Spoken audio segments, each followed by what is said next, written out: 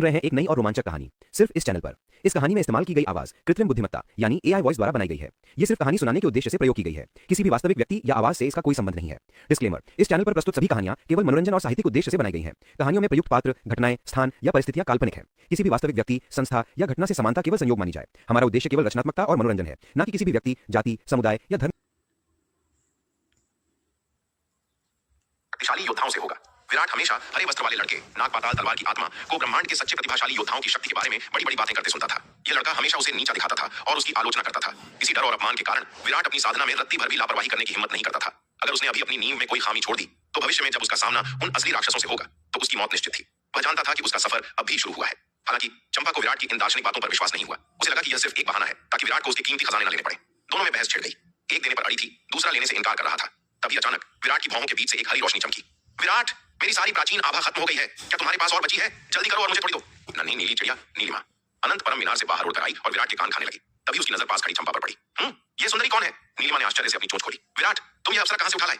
नीलिमा ने अपने पंख फड़फड़ाए और जिज्ञासा से चंपा के चारों ओर चक्कर लगाने लगी। यह लड़की कोई साधारण इंसान नहीं है, नीलिमा ने मन ही मन सोचा। यह तो महान गहन क्षेत्र के आधे चरण पर है। विराट की किस्मत तो देखो, इतनी शक्तिशाली विशेषज्ञ को भी फंसा लिया। लेकिन जैसे जैसे नीलिमा चंपा के चक्कर लगा रही थी, उसे एक अजीब सा दबाव महसूस हुआ। यह दबाव चंपा की शक्ति या साधना स्तर का नहीं था। यह दबाव उसके खून से आ रहा था, उसके रक्तवंश से। नीलिमा चौंक गई। ये पहली बार था जब उसे ऐसा महसूस हो रहा था। नीलिमा का अपना रक्तवंश 4 बार विकसित हो चुका था। उसे दबाने वाली चीजें बहुत दुर्लभ थीं। हाँ, उसने पहले भी दबाव महसूस किया था, लेकिन वह विराट के स्वर्ण ड्रैगन अवतार से आता था। वह एक अलग प्रजाति का दबाव था। लेकिन चंपा से जो दबाव आ रहा था वह अलग था। उसमें एक अपनापन था। ऐसा लग रहा था जैसे कोई अपनी ही प्रजाति का उच्च राजा सामने खड़ा हो, जिसके सामने झुकने का मन करे। लेकिन यह लड़की तो इंसान है, नीलिमा ने सोचा। इसके अंदर से ऐसी फीलिंग कैसे आ सकती है? चंपा को थोड़ी झुंझलाहट हो रही थी। यह नीली चिड़िया उसके चारों ओर ऐसे घूम रही थी जैसे वह कोई मिठाई हो। लेकिन चूंकि यह चिड़िया विराट के शरीर से निकली थी, इसलिए चंपा ने कुछ नहीं कहा। उसे लगा यह विराट की कोई पालतू आत्मा होगी। अचानक नीलिमा ने एक अजीब हरकत की। उसने अपना पंख फैलाया और चंपा के कंधे को छुआ। उसके पंख से एक हल्की सी जन्मजात फीनिक्स अग्नि निकली और सीधे चंपा के शरीर में समा गई। विराट, जो अब तक नीलिमा की हरकतों को नजरअंदाज कर रहा था, यह देखकर घबरा गया। ए मूर्ख चिड़िया, तुम क्या कर रही हो? विराट चिल्लाया। भले ही नीलिमा अभी निम्न स्तर के गहन क्षेत्र में थी और चंपा से बहुत कमजोर थी, लेकिन इस समय चंपा पूरी तरह बेखबर थी। और विराट जानता था कि नीलिमा की फीनिक्स अग्नि कितनी खतरनाक हो सकती है। अगर यह किसी के शरीर में घुस जाए तो अंदर से जलाकर राख कर सकती है। विराट को उम्मीद नहीं थी कि यह चिड़िया चंपा के साथ ऐसा कुछ करेगी। लेकिन इससे पहले कि विराट कुछ कर पाता, एक चमत्कार हुआ। जैसे ही वह अग्नि चंपा के शरीर में गई, चंपा के भीतर से एक भयानक गर्जना सुनाई दी। बूम! चंपा के शरीर से एक सुनहरी आभा फूट पड़ी। उसके चारों ओर एक धड़कती हुई सुनहरी ज्वाला जल उठी। यह ज्वाला नीलिमा की नीली अग्नि से कहीं ज्यादा शुद्ध, पवित्र और भयानक थी। यह कैसे संभव है? नीलिमा ने हवा में पीछे हटते हुए चिल्लाया। उसकी आंखों में हैरानी थी। तुम्हारे अंदर स्वर्गीय फीनिक्स का खून कैसे हो सकता है? नीलिमा ने जो छोटी सी अग्नि भेजी थी, वह दरअसल उसके वंश की एक गुप्त तकनीक थी, रक्त की जांच करने का तरीका। उसे शक था कि चंपा के अंदर शायद उसके जैसा ही कोई एजियोर फीनिक्स वंश है, लेकिन नतीजा उसकी कल्पना से परे था। चंपा के अंदर कोई साधारण फीनिक्स वंश नहीं, बल्कि स्वर्गीय फीनिक्स का सर्वोच्च रक्तवंश था। यह फीनिक्स प्रजाति का राजा था। नीलिमा का एजियोर लुआन वंश इसके सामने बस एक शाखा मात्र था। कोई आश्चर्य नहीं कि मुझे इसके सामने झुकने का मन कर रहा था, नीलिमा ने विस्मय से सोचा। यह लड़की तो फीनिक्स की महारानी है। चंपा के शरीर पर जलती उस सुनहरी आग को देखकर नीलिमा के मन में ईर्ष्या और सम्मान दोनों भावनाएं उमड़ पड़ी। विराट भी यह नजारा देखकर दंग रह गया। उस सुनहरी आग से निकलने वाली गर्मी इतनी तीव्र थी कि विराट को भी खतरा महसूस हो रहा था। यह आग किसी को भी पल भर में भस्म कर सकती थी। विराट अब समझ गया था कि नीलिमा ने चंपा पर हमला नहीं किया था, बल्कि अनजाने में उसके सोए हुए रक्तवंश को जगा दिया था। चंपा, विराट ने धीरे से पुकारा। तुम ठीक तो हो? चंपा ने अपनी आंखें खोली। उसकी पुतलियां अब सुनहरी चमक रही थी। उसके चेहरे पर एक दिव्य आभा थी। युवा स्वामी, चंपा ने अपनी हथेलियों को देखा जहां सुनहरी लपटें नाच रही थी। मुझे बहुत ताकतवर महसूस हो रहा है। नीलिमा धीरे धीरे उड़कर चंपा के पास गई, लेकिन इस बार वह उसके कंधे पर नहीं बैठी। वह हवा में ही थोड़ा झुक गई, जैसे रानी को सलाम कर रही हो। माफ करना सुंदरी, नीलिमा ने पहली बार सम्मान से कहा। मैंने तुम्हें कम आंका था। तुम तो हम पक्षियों की भी रानी निकली। चंपा अपने शरीर से निकलती उस सुनहरी आग को देखकर हैरान थी। उसने धीरे से अपना हाथ उठाया। उसकी एक सोच के साथ ही वह भीषण ज्वाला सिमटकर उसकी हथेली में आ गई। एक छोटी नाचती हुई सुनहरी लौ। क्या यह वही जन्मजात फीनिक्स ज्वाला है जिसका जिक्र स्वर्गीय फीनिक्स गहन आत्मा अभिलेख में है? चंपा को अपनी आंखों पर यकीन नहीं हो रहा था। महल के प्राचीन ग्रंथों के अनुसार यह ज्वाला केवल आरोहण क्षेत्र या उससे ऊपर के महायोद्धा ही जागृत कर सकते थे, लेकिन वह तो अभी महान गहन क्षेत्र के आधे चरण पर ही थी। उसने अभी तक महान गहन क्षेत्र में कदम भी नहीं रखा था। यहाँ तक कि उसकी गुरु महल प्रमुख भी इस ज्वाला को पूरी तरह जागृत नहीं कर पाई थी। क्या यह मेरे रक्तवंश की वजह से है? चंपा का सोचना सही था, लेकिन यह पूरा सच नहीं था। उसका स्वर्गीय फीनिक्स रक्तवंश एक बारूद के ढेर जैसा था, जो बस एक चिंगारी का इंतजार कर रहा था। और नीलिमा की नीली अग्नि ने वही चिंगारी का काम किया था। इंसानों के लिए फीनिक्स की आग जागृत करना लगभग नामुमकिन होता है, क्योंकि उनकी प्रजातियां अलग हैं। लेकिन चंपा अब पूरी तरह इंसान नहीं रही थी। उसका खून बदल चुका था। नीलिमा की मदद के बिना भी वह देर सवेरे से जागृत कर लेती, लेकिन उसमें सदियां लग जाती। नीलिमा ने उस प्रक्रिया को एक पल में पूरा कर दिया था। चंपा ने अपनी उत्तेजना को दबाया और सुनहरी आग को अपने शरीर में वापस खींच लिया। वह नीलिमा की ओर मुड़ी और झुककर सम्मानपूर्वक कहा, धन्यवाद इसका नाम नीलिमा है। विराट ने बीच में टोकते हुए परिचय कराया। श्रीमती नीलिमा, आपका बहुत बहुत धन्यवाद, चंपा ने आदर से कहा। वह नहीं जानती थी कि नीलिमा कौन है या क्या है, लेकिन उसे महसूस हो रहा था कि इस छोटी सी चिड़िया ने उसे एक ऐसा तोहफा दिया है जो अनमोल है। अरे नहीं नहीं, इसकी कोई जरूरत नहीं है। नीलिमा हवा में पीछे हट गई। वह घबराई हुई लग रही थी। भले ही चंपा एक इंसान थी, लेकिन उसके अंदर दौड़ रहा स्वर्गीय फीनिक्स का खून नीलिमा को डरा रहा था। पक्षियों की दुनिया में खून का रिश्ता ही सब कुछ होता है, और चंपा का खून वह किसी महारानी का खून था। नीलिमा का अपना वंश एजियोर फीनिक्स था, जो फीनिक्स परिवार की एक शाखा थी, लेकिन स्वर्गीय फीनिक्स मुख्य शाखा थी, सबसे शुद्ध और सबसे शक्तिशाली। नीलिमा को लग रहा था कि अगर उसकी माँ, जो एजियोर फीनिक्स वंश की 4 महान संरक्षकों में से एक थी, यहाँ होती, तो शायद उन्हें भी चंपा के सामने सिर झुकाना पड़ता। विराट, मैं वापस जा रही हूँ, नीलिमा की आवाज कांप रही थी। वह चंपा के सामने एक पल भी और टिकने की हिम्मत नहीं कर पा रही थी। विराट के जवाब का इंतजार किए बिना वह एक नीली रोशनी बनकर अनंत परम मीनार के अंदर गायब हो गई। विराट यह देखकर दंग रह गया। आज इस चिड़िया को क्या हो गया? ये वही नीलिमा थी जो किसी की नहीं सुनती थी, जो विराट का भी मजाक उड़ाती थी, लेकिन चंपा के सामने वह ऐसे भागी जैसे बिल्ली को देखकर चूहा भागता है। क्या यह चंपा के रक्तवंश का असर है? विराट ने अपनी ठुड्डी खुजलाई। युवा स्वामी, चंपा ने पूछा, क्या वह नीली चिड़िया आपकी आत्मा पालतू थी? हम कह सकती हो, विराट ने मुस्कुराते हुए कहा। वैसे वह खुद को मेरी मालकिन समझती है, लेकिन है तो मेरी साथी ही। विराट नीलिमा को पालतू जानवर नहीं बल्कि एक दोस्त और परिवार मानता था। उसका असली रूप, चंपा सोच में पड़ गई। वह छोटी सी चिड़िया साधारण नहीं लग रही थी, वह एक नीला फीनिक्स है। विराट ने सच बता दिया। चंपा से छिपाने का कोई मतलब नहीं था। ओह, तब तो सब समझ में आता है। चंपा की आंखों में चमक आ गई। प्राचीन ग्रंथों में लिखा था कि किसी फीनिक्स की आग को सोखने से अपनी खुद की आग को जगाने में मदद मिलती है। नीलिमा की नीली आग ने ही चंपा की सोई हुई शक्ति को जगाया था। अब चंपा को यकीन हो गया था कि उसके अंदर जो शक्ति जागी है वह सचमुच जन्मजात फीनिक्स ज्वाला ही है। अगर गुरुजी को यह पता चलेगा तो वे खुशी से पागल हो जाएंगी। नीलिमा के इस हस्तक्षेप ने चंपा का गुस्सा ठंडा कर दिया था। वह भूल गई कि वह विराट से नाराज थी, लेकिन एक बात पर वह अभी भी अड़ी थी। वह स्थानिक अंगूठी वापस नहीं लेगी। युवा स्वामी, यह अंगूठी आपके पास ही रहेगी और इस बार मैं ना नहीं सुनूंगी। चंपा ने अंगूठी विराट की हथेली में दबा दी। इस बार विराट ने बहस नहीं की। नीलिमा की बात याद करके उसे अपनी मूर्खता का एहसास हुआ। वह चंपा से बहस क्यों कर रहा था? मैं कितना बेवकूफ हूँ, विराट ने मन ही मन सोचा। मैं चंपा के खजाने लेने से मना कर रहा हूँ, जबकि मैं उसे बदले में इससे भी कीमती चीज दे सकता हूँ, प्राचीन आभा। विराट के पास प्राचीन आभा का भंडार था। यह ऊर्जा किसी भी जड़ी बूटी या अमृत से लाखों गुना बेहतर थी। अगर वह चंपा को यह आभा देगा तो उसकी साधना और भी तेजी से बढ़ेगी। ठीक है, विराट ने मुस्कुराते हुए अंगूठी रख ली। मैं इसे रख लेता हूँ, लेकिन बदले में तुम्हें भी मेरा एक तोहफा लेना होगा। चंपा ने सवालिया नजरों से देखा। विराट ने अपनी उंगली चंपा के माथे पर रखी। तैयार हो जाओ चंपा, मैं तुम्हें अपनी दुनिया का सबसे बड़ा राज्य देने जा रहा हूँ। ये अनमोल जड़ी बूटियां अगर रसायन गुरु जुबैदा के हाथ लग जाएं तो कमाल हो सकता है। विराट को आखिरकार उन खजानों को स्वीकार करते देख चंपा के चेहरे पर मुस्कान खिल उठी। भले ही उसके पास खजानों का ढेर था, लेकिन उसके दिल में उसके युवा स्वामी से बढ़कर कुछ नहीं था। अगर ये चीजें विराट की साधना में थोड़ी भी मदद कर सकती थीं, तो चंपा के लिए अपनी साधना की गति धीमी होना कोई बड़ी बात नहीं थी। लंबे समय बाद मिले इन दोनों बचपन के साथियों के पास एक दूसरे से कहने के लिए बहुत कुछ था। निवास के आंगन में एक पुराने पेड़ की छांव में बैठकर उन्होंने अपने दिल की बात कही। वे अपने पिछले कुछ दशकों के अनुभव साझा करने लगे। ज्यादातर समय विराट ही बोलता रहा और चंपा बड़े ध्यान से सुनती रही। आखिरकार पिछले कुछ दशकों में चंपा ने दिव्य पवन महल में एकांतवास में समय बिताया था। उसका जीवन सादा और शांत था, इसलिए बताने के लिए ज्यादा कुछ नहीं था, लेकिन विराट की कहानी किसी रोमांचक गाथा से कम नहीं थी। तलवार संप्रदाय में प्रवेश करने से लेकर महान साम्राज्य के भीतर अलग अलग ताकतों से टकराने तक, फिर रक्त छाया गठबंधन के साथ हुई उसकी जानलेवा जंग और आखिर में पूरे दक्षिणी महाद्वीप को एक झंडे के नीचे लाना। उसके बाद पवनगढ़ में आना, अकादमी में शामिल होना और अंधकार दानव कारागार के राक्षसों के खिलाफ अनगिनत लड़ाइयां लड़ना। दशकों के इन अनुभवों को बयान करने में कई दिन लग सकते थे। ऊपर से चंपा हर छोटी बात का विवरण पूछती थी, जिससे बातें और लंबी खींचती गईं। बातें करते करते शाम ढल गई और रात का अंधेरा छा गया। तभी अचानक दीक्षा आंगन में आ धपकी। अपनी बातों में दीक्षा की दखलंदाजी चंपा को बिल्कुल अच्छी नहीं लगी, लेकिन इस बार दीक्षा ने वहां से जाने से साफ इनकार कर दिया। युवा मालकिन, बहुत रात हो गई है, अब आपको आराम करना चाहिए, दीक्षा ने बार बार आग्रह किया। हालांकि उनके स्तर के योद्धाओं के लिए 10-15 दिन बिना सोए रहना कोई बड़ी बात नहीं थी, लेकिन दीक्षा को चिंता कुछ और ही थी। युवा मालकिन और विराट का इतनी देर तक अकेले साथ रहना उसे खटक रहा था। उसे यह बिल्कुल सुरक्षित नहीं लग रहा था। वे पहले ही एक दूसरे से चिपके हुए थे और रात के अंधेरे में पता नहीं क्या हो जाए। अगर इस यात्रा के दौरान युवा मालकिन की पवित्रता पर कोई आंच आ गई तो दीक्षा कभी खुद को माफ नहीं कर पाती। अगर विराट कोई रईस या किसी बड़े घराने का वारिस होता तो बात अलग थी, लेकिन दीक्षा की नजर में वह दक्षिणी महाद्वीप के एक पिछड़े इलाके का साधारण देहाती था। और तो और उसकी शक्ति भी केवल अर्धचरण स्वर्ग पूज्य स्तर की थी, जो दीक्षा के लिए किसी कीड़े से ज्यादा नहीं थी। ऐसी हैसियत और इतनी कम शक्ति वाला लड़का उनकी दिव्य युवा मालकिन के योग्य कैसे हो सकता था? भले ही चंपा कभी उसकी दासी रही हो, लेकिन वह बीता हुआ कल था। आज एक जमीन पर रेंगने वाला है और दूसरी आसमान में उड़ने वाली फीनिक्स। उनकी हैसियत में जमीन आसमान का फर्क था। दीक्षा की नजर में विराट युवा मालकिन के जूते साफ करने के लायक भी नहीं था। जीवन साथी बनना तो बहुत दूर की बात थी। फिर भी चंपा के डर से वह अपने ये विचार खुलकर नहीं बोल पाई। दीक्षा को वहां खंभे की तरह खड़ा देख चंपा का मूड खराब हो गया। अब वह विराट से खुलकर बात नहीं कर पा रही थी। हारकर चंपा को उठना पड़ा। उसने अगले दिन विराट से मिलने का मन बनाया। विराट ने अपनी सेविका सोनाली को बुलाकर चंपा के रहने का इंतजाम करने को कहा। विराट का घर काफी बड़ा था, जिसमें कई कमरे थे। चंपा ने किसी और अतिथि कक्ष में जाने के बजाय विराट के कमरे से कुछ ही कदम दूर वाला एक कमरा चुन लिया। विराट के घर में उसने जरा भी संकोच नहीं किया। युवा स्वामी का घर मतलब उसका अपना घर। अपने ही घर में कैसा संकोच? यह देखकर दीक्षा ने तुरंत चंपा के कमरे के बिल्कुल बगल वाला कमरा पकड़ लिया। उसने ठान लिया था कि वह विराट पर बाज की तरह नजर रखेगी और उसे चंपा के पास फटकने भी नहीं देगी। विराट दीक्षा के इरादों को अच्छी तरह समझ रहा था, लेकिन उसे इस औरत की परवाह नहीं थी। अपने कमरे में लौटने के बाद विराट ने सुरक्षा घेरा बनाया और पलक झपकते ही अनंत परम मीनार की दूसरी मंजिल में प्रवेश कर गया। विराट को आते देख नीलिमा तुरंत उड़कर उसके पास आ गई। विराट, आखिर वह छोटी सुंदरी कौन है जिसे तुम अभी साथ लाए हो? नीलिमा ने पंख फड़फड़ाते हुए विराट को घूरा और पूछा। बाहर चंपा की मौजूदगी में उसे इतना भारी दबाव महसूस हो रहा था कि वह मुंह खोलने की हिम्मत भी नहीं कर पाई थी। अब विराट को अकेले पाकर वह फिर से अपनी पुरानी रौ में आ गई थी। विराट के सामने डरने की क्या बात थी? वह पहले मेरे परिवार की छोटी दासी थी और अब वह दिव्य पवन महल की युवा मालकिन है। विराट ने कुछ नहीं छिपाया और सच बता दिया। वैसे नीलिमा, मुझे ऐसा क्यों लगा कि तुम चंपा से बहुत डरती हो? विराट ने नीलिमा को छेड़ते हुए पूछा। किसने कहा? बकवास मत करो, मैं कौन हूँ? मैं प्रतिष्ठित नील पक्षी कबीले की वंशज हूँ। मैं भला किसी इंसान से कैसे कर सकती हूँ? ये तो सदी का सबसे बड़ा मजाक है। नीलिमा ने अपने पंख सिकोड़े, सिर को एक तरफ घुमाया और विराट को ऐसे देखा जैसे वह कोई मूर्ख हो। उसका हाव भाव ऐसा था मानो कह रही हो, तुम अंधे हो क्या? तुम्हें सच में लगता है मैं डरती हूँ? लेकिन उसकी अकड़ के बावजूद उसका शरीर अभी भी हल्का सा कांप रहा था, जो उसकी पोल खोल रहा था। सच में नहीं डरती तो फिर थोड़ी देर पहले इतनी तेजी से तुम दबाकर क्यों भागी थी? विराट ने मुस्कुराते हुए उसे देखा। अगर तुम इतनी ही निडर हो तो कल मेरे साथ चलो, हम दोनों मिलकर चंपा से मिलेंगे। विराट की यह बात सुनकर नीलिमा का संयम टूट गया। विराट, तुम मुझे परेशान करना बंद करो। हाँ, मानती हूँ, मुझे उससे थोड़ा डर लगता है। अब खुश? नीलिमा ने झुंझलाते हुए कहा। नीलिमा, तुम चंपा से पहले कभी नहीं मिली और उसका स्वभाव भी गुस्सैल नहीं है, फिर भी तुम उससे इतना क्यों घबराती हो? विराट ने उत्सुकता से पूछा। उसके पास स्वर्गीय फीनिक्स का रक्तवंश है और उसका स्तर इतना ऊंचा है कि मेरा खून उसके सामने पानी बन जाता है। मैं कैसे न डरूं? नीलिमा ने छिड़कर सच उगल दिया। अब जब बात छेड़ ही गई थी तो उसने सब बता देना बेहतर समझा। हालांकि रक्तवंश का स्तर उनके कबीले का राज था, लेकिन वह विराट को अपने परिवार जैसा ही मानती थी। इसीलिए उसे छिपाने का कोई मतलब नहीं था। नीलिमा की बात सुनकर विराट को पूरी कहानी समझ आ गई। उसे पहले ही थोड़ा बहुत अंदाजा था, लेकिन अब तस्वीर साफ हो गई थी। तुम्हें चंपा से डरने की बिल्कुल जरूरत नहीं है। वह बहुत अच्छी है और अपनी शक्ति का इस्तेमाल तुम्हें डराने के लिए कभी नहीं करेगी। विराट ने नीलिमा को तसल्ली दी।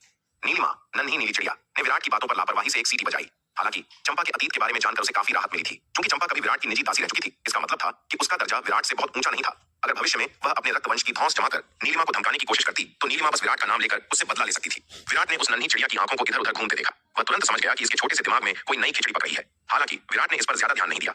नीलिमा चाहे कितनी भी चालाक बनने की कोशिश करे, वह विराट की पकड़ से नहीं बच सकती थी। और सच कहा जाए तो अपनी बेटी पीहू की शैतानियों के आगे नीलिमा की हरकतें कुछ भी नहीं थी। पीहू के सामने तो उसे हर वक्त सावधान रहना पड़ता था। उस छोटी बच्ची में मुसीबत खड़ी करने की जो प्रतिभा थी, वह इस नीली चिड़िया से कई गुना ज्यादा थी। विराट अनंत परम मीनार की दूसरी मंजिल पर स्थित टेलीपोर्टेशन प्लेटफॉर्म की ओर बढ़ गया। एक ही पल में विराट की आकृति गायब हो गई और उसने निर्जन प्राचीन महाद्वीप में प्रवेश किया। आज का दिन खास था। आज उसे उस महाद्वीप से आत्मपूज्य कलश को बाहर निकालना था। भोर होते ही पूर्व दिशा से सूर्य की पहली किरण धरती पर पड़ी। पवनगढ़ शाही महल। जुबिन अब भी नींद से जागा ही था कि उसकी कमर पर बंधे संचार ताबीज में कंपन हुआ। उसने ताबीज निकाला और देखा कि यह संदेश वरुण प्रांत के बुजुर्ग जगन का था। जुबिन का चेहरा खुशी से खिल उठा। उसने तुरंत संपर्क जोड़ा। काका जगन, आप कहाँ हैं? जुबिन ने उत्सुकता से पूछा। युवा स्वामी, दूसरी तरफ से एक भारी और थकी हुई आवाज आई। मैं पवनगढ़ की सीमा पर पहुंच गया हूँ। ये सुनते ही जुबिन की खुशी का ठिकाना नहीं रहा। वह कब से जगन का इंतजार कर रहा था। उसने महल में एक पल भी और रुकना गवारा नहीं किया। वह तुरंत हवा में उड़ा और तीर की तरह उत्तर दिशा की ओर निकल पड़ा। पवनगढ़ के उत्तरी आकाश में बाज जैसी तेज आंखों वाला एक बुजुर्ग अविश्वसनीय गति से उड़ रहा था। ये बुजुर्ग कोई और नहीं बल्कि वरुण प्रांत के वरुण महल का एक शक्तिशाली एल्डर जगन था। लगभग 1 साल की लगातार उड़ान के बाद वह आखिरकार पवनगढ़ पहुंचा था। भले ही वह महान गहन क्षेत्र के शिखर पर बैठा एक शीर्ष विशेषज्ञ था और उसकी गति बिजली जैसी थी, लेकिन वरुण प्रांत से पवनगढ़ की दूरी इतनी ज्यादा थी, लगभग 10 खरब मील, कि उसे यहाँ तक पहुंचने में पसीने छूट गए थे। उसने रास्ते में शायद ही कोई आराम किया हो। जल्द ही उसे सामने से जुबिन अपनी ओर आता दिखाई दिया। काका जगन, आप आखिरकार आ ही गए। मैं यहाँ बेसब्री से आपका रास्ता देख रहा था। जुबिन ने पास आते ही खुशी से चिल्लाकर कहा। मैंने युवा स्वामी को बहुत इंतजार करवाया, इसके लिए क्षमा चाहता हूँ। जगन ने हवा में ही झुककर जुबिन को सम्मान पूर्वक प्रणाम किया। हालांकि जगन वरुण प्रांत के एक सम्मानित बुजुर्ग थे, लेकिन वे जुबिन के परिवार के वफादार सेवक भी थे। जुबिन के पिता का उन पर बहुत एहसान था। स्वाभाविक रूप से वे जुबिन के प्रति जरा सा भी अनादर नहीं दिखा सकते थे। दोनों साथ में पवनगढ़ शाही शहर की ओर उड़े, लेकिन जैसे ही वे शहर के ऊपर पहुंचे, जगन की भौहें तन गईं। युवा स्वामी, जगन ने अपनी दिव्य चेतना फैलाते हुए पूछा, इस छोटे से पवनगढ़ शहर में इतने सारे गहन क्षेत्र के विशेषज्ञ क्या कर रहे हैं? जगन का अनुभव बता रहा था कि नीचे शहर में कम से कम 100 ऐसे योद्धा हैं जो निम्न गहन क्षेत्र या उससे ऊपर के स्तर पर हैं। पवनगढ़ जैसे पिद्दी से राज्य में इतनी शक्ति होना नामुमकिन था। एक उच्च कोटि के योद्धा के रूप में जगन को कमजोर लोगों की परवाह नहीं थी, लेकिन इतनी बड़ी संख्या में विशेषज्ञों का एक साथ होना खतरे की घंटी थी। अगर ये सब एक ही गुट के हुए तो उनसे निपटना आसान नहीं होगा। ये सभी दिव्य पवन महल के शिष्य हैं। जुबिन ने कड़वा घूंट पीते हुए सच बता दिया। इस बात को छिपाना मुमकिन नहीं था, इसलिए सच बोलना ही बेहतर था। यह सुनते ही जगन का चेहरा सख्त हो गया। उसकी आंखों में चिंता की लकीरें उभर आईं। दिव्य पवन महल के शिष्यों को हल्के में नहीं लिया जा सकता था। दिव्य पवन महल, वे यहाँ क्या कर रहे हैं? क्या उन्हें भी इन प्राचीन खंडहरों की खबर मिल गई? जगन ने तीखे स्वर में पूछा। पवनगढ़ की राजकुमारी अवंतिका दिव्य पवन महल की ही शिष्या है। जुबिन ने सफाई दी। वह बहुत पहले यहाँ लौट आई थी, इसलिए इसमें कोई हैरानी की बात नहीं कि उनके महल को खबर मिल गई। जुबिन ने यह बताने की हिम्मत नहीं की कि असल में उसी ने अवंतिका को उकसाकर यह खबर भिजवाई थी ताकि वह विराट को मरवा सके, लेकिन उसका दांव उल्टा पड़ गया था। वह जगन को अपनी नाकामी नहीं बताना चाहता था। अगर उसके पिता को पता चला कि उसने खुद अपने पैरों पर कुल्हाड़ी मारी है तो उसकी शामत आ जाएगी। जुबिन मन ही मन सोच रहा था कि कैसे वह अवंतिका का मुंह हमेशा के लिए बंद कर दे ताकि उसका राज कभी बाहर ना आए, लेकिन दिव्य पवन महल की मौजूदगी में यह बहुत जोखिम भरा था। यह तो थोड़ी परेशानी वाली बात है, जगन ने चिंतित होकर कहा। उम्मीद है कि वे हमारे और तलवार संप्रदाय के मामले में टांग नहीं अड़ाएंगे। काका जगन, जुबिन ने थोड़ा हिचकिचाते हुए कहा, तलवार संप्रदाय के साथ व्यवहार करते समय आपको एक और बात का ध्यान रखना होगा। क्या बात है?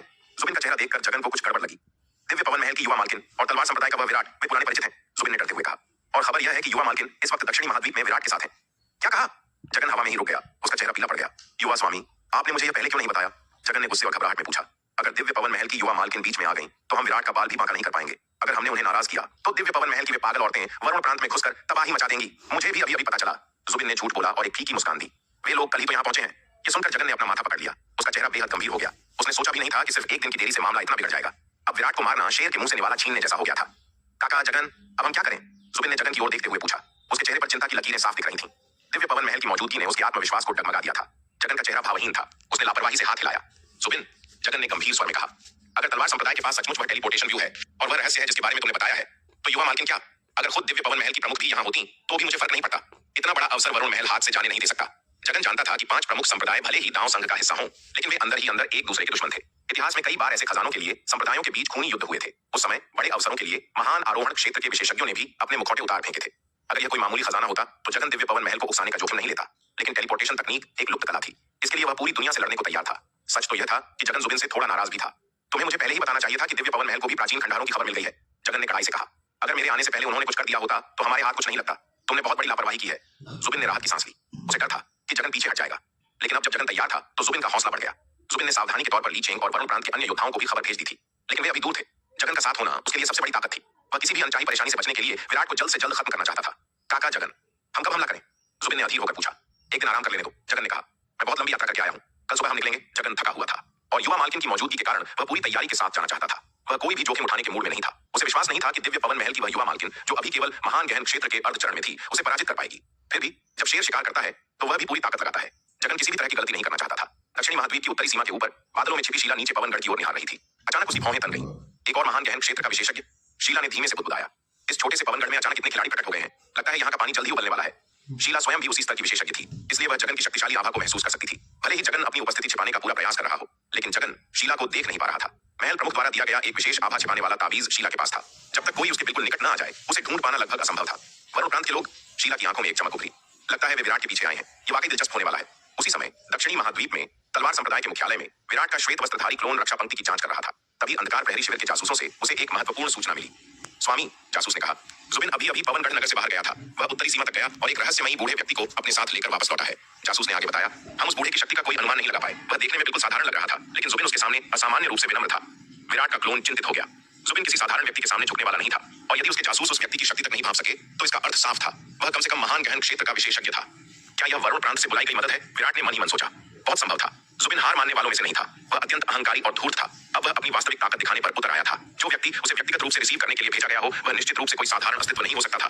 यह सोचते ही विराट भीतर से सतर्क हो गया। उसने तुरंत अपनी सेनापति जनरल रिया को आदेश भेजा, पूरी सेना को हाई अलर्ट पर रखो। सभी रक्षात्मक व्यूहों को पूर्ण क्षमता पर सक्रिय कर दो। एक बड़ा तूफान आने वाला है। जुबिन जैसे शक्तिशाली शत्रु के सामने हमें रत्ती भर भी डील नहीं देनी है। आदेश जारी करने के बाद विराट का क्लोन पुनः अपने काम में जुट गया। वह दक्षिणी महाद्वीप के प्रत्येक प्रमुख नगर में रक्षात्मक सरणियों को और सुदृढ़ कर रहा था। तेजस्वी ठाकुर और उनकी निर्माण टीम ने दिन रात एक करके एक विशाल सुरक्षा दीवार खड़ी कर दी थी।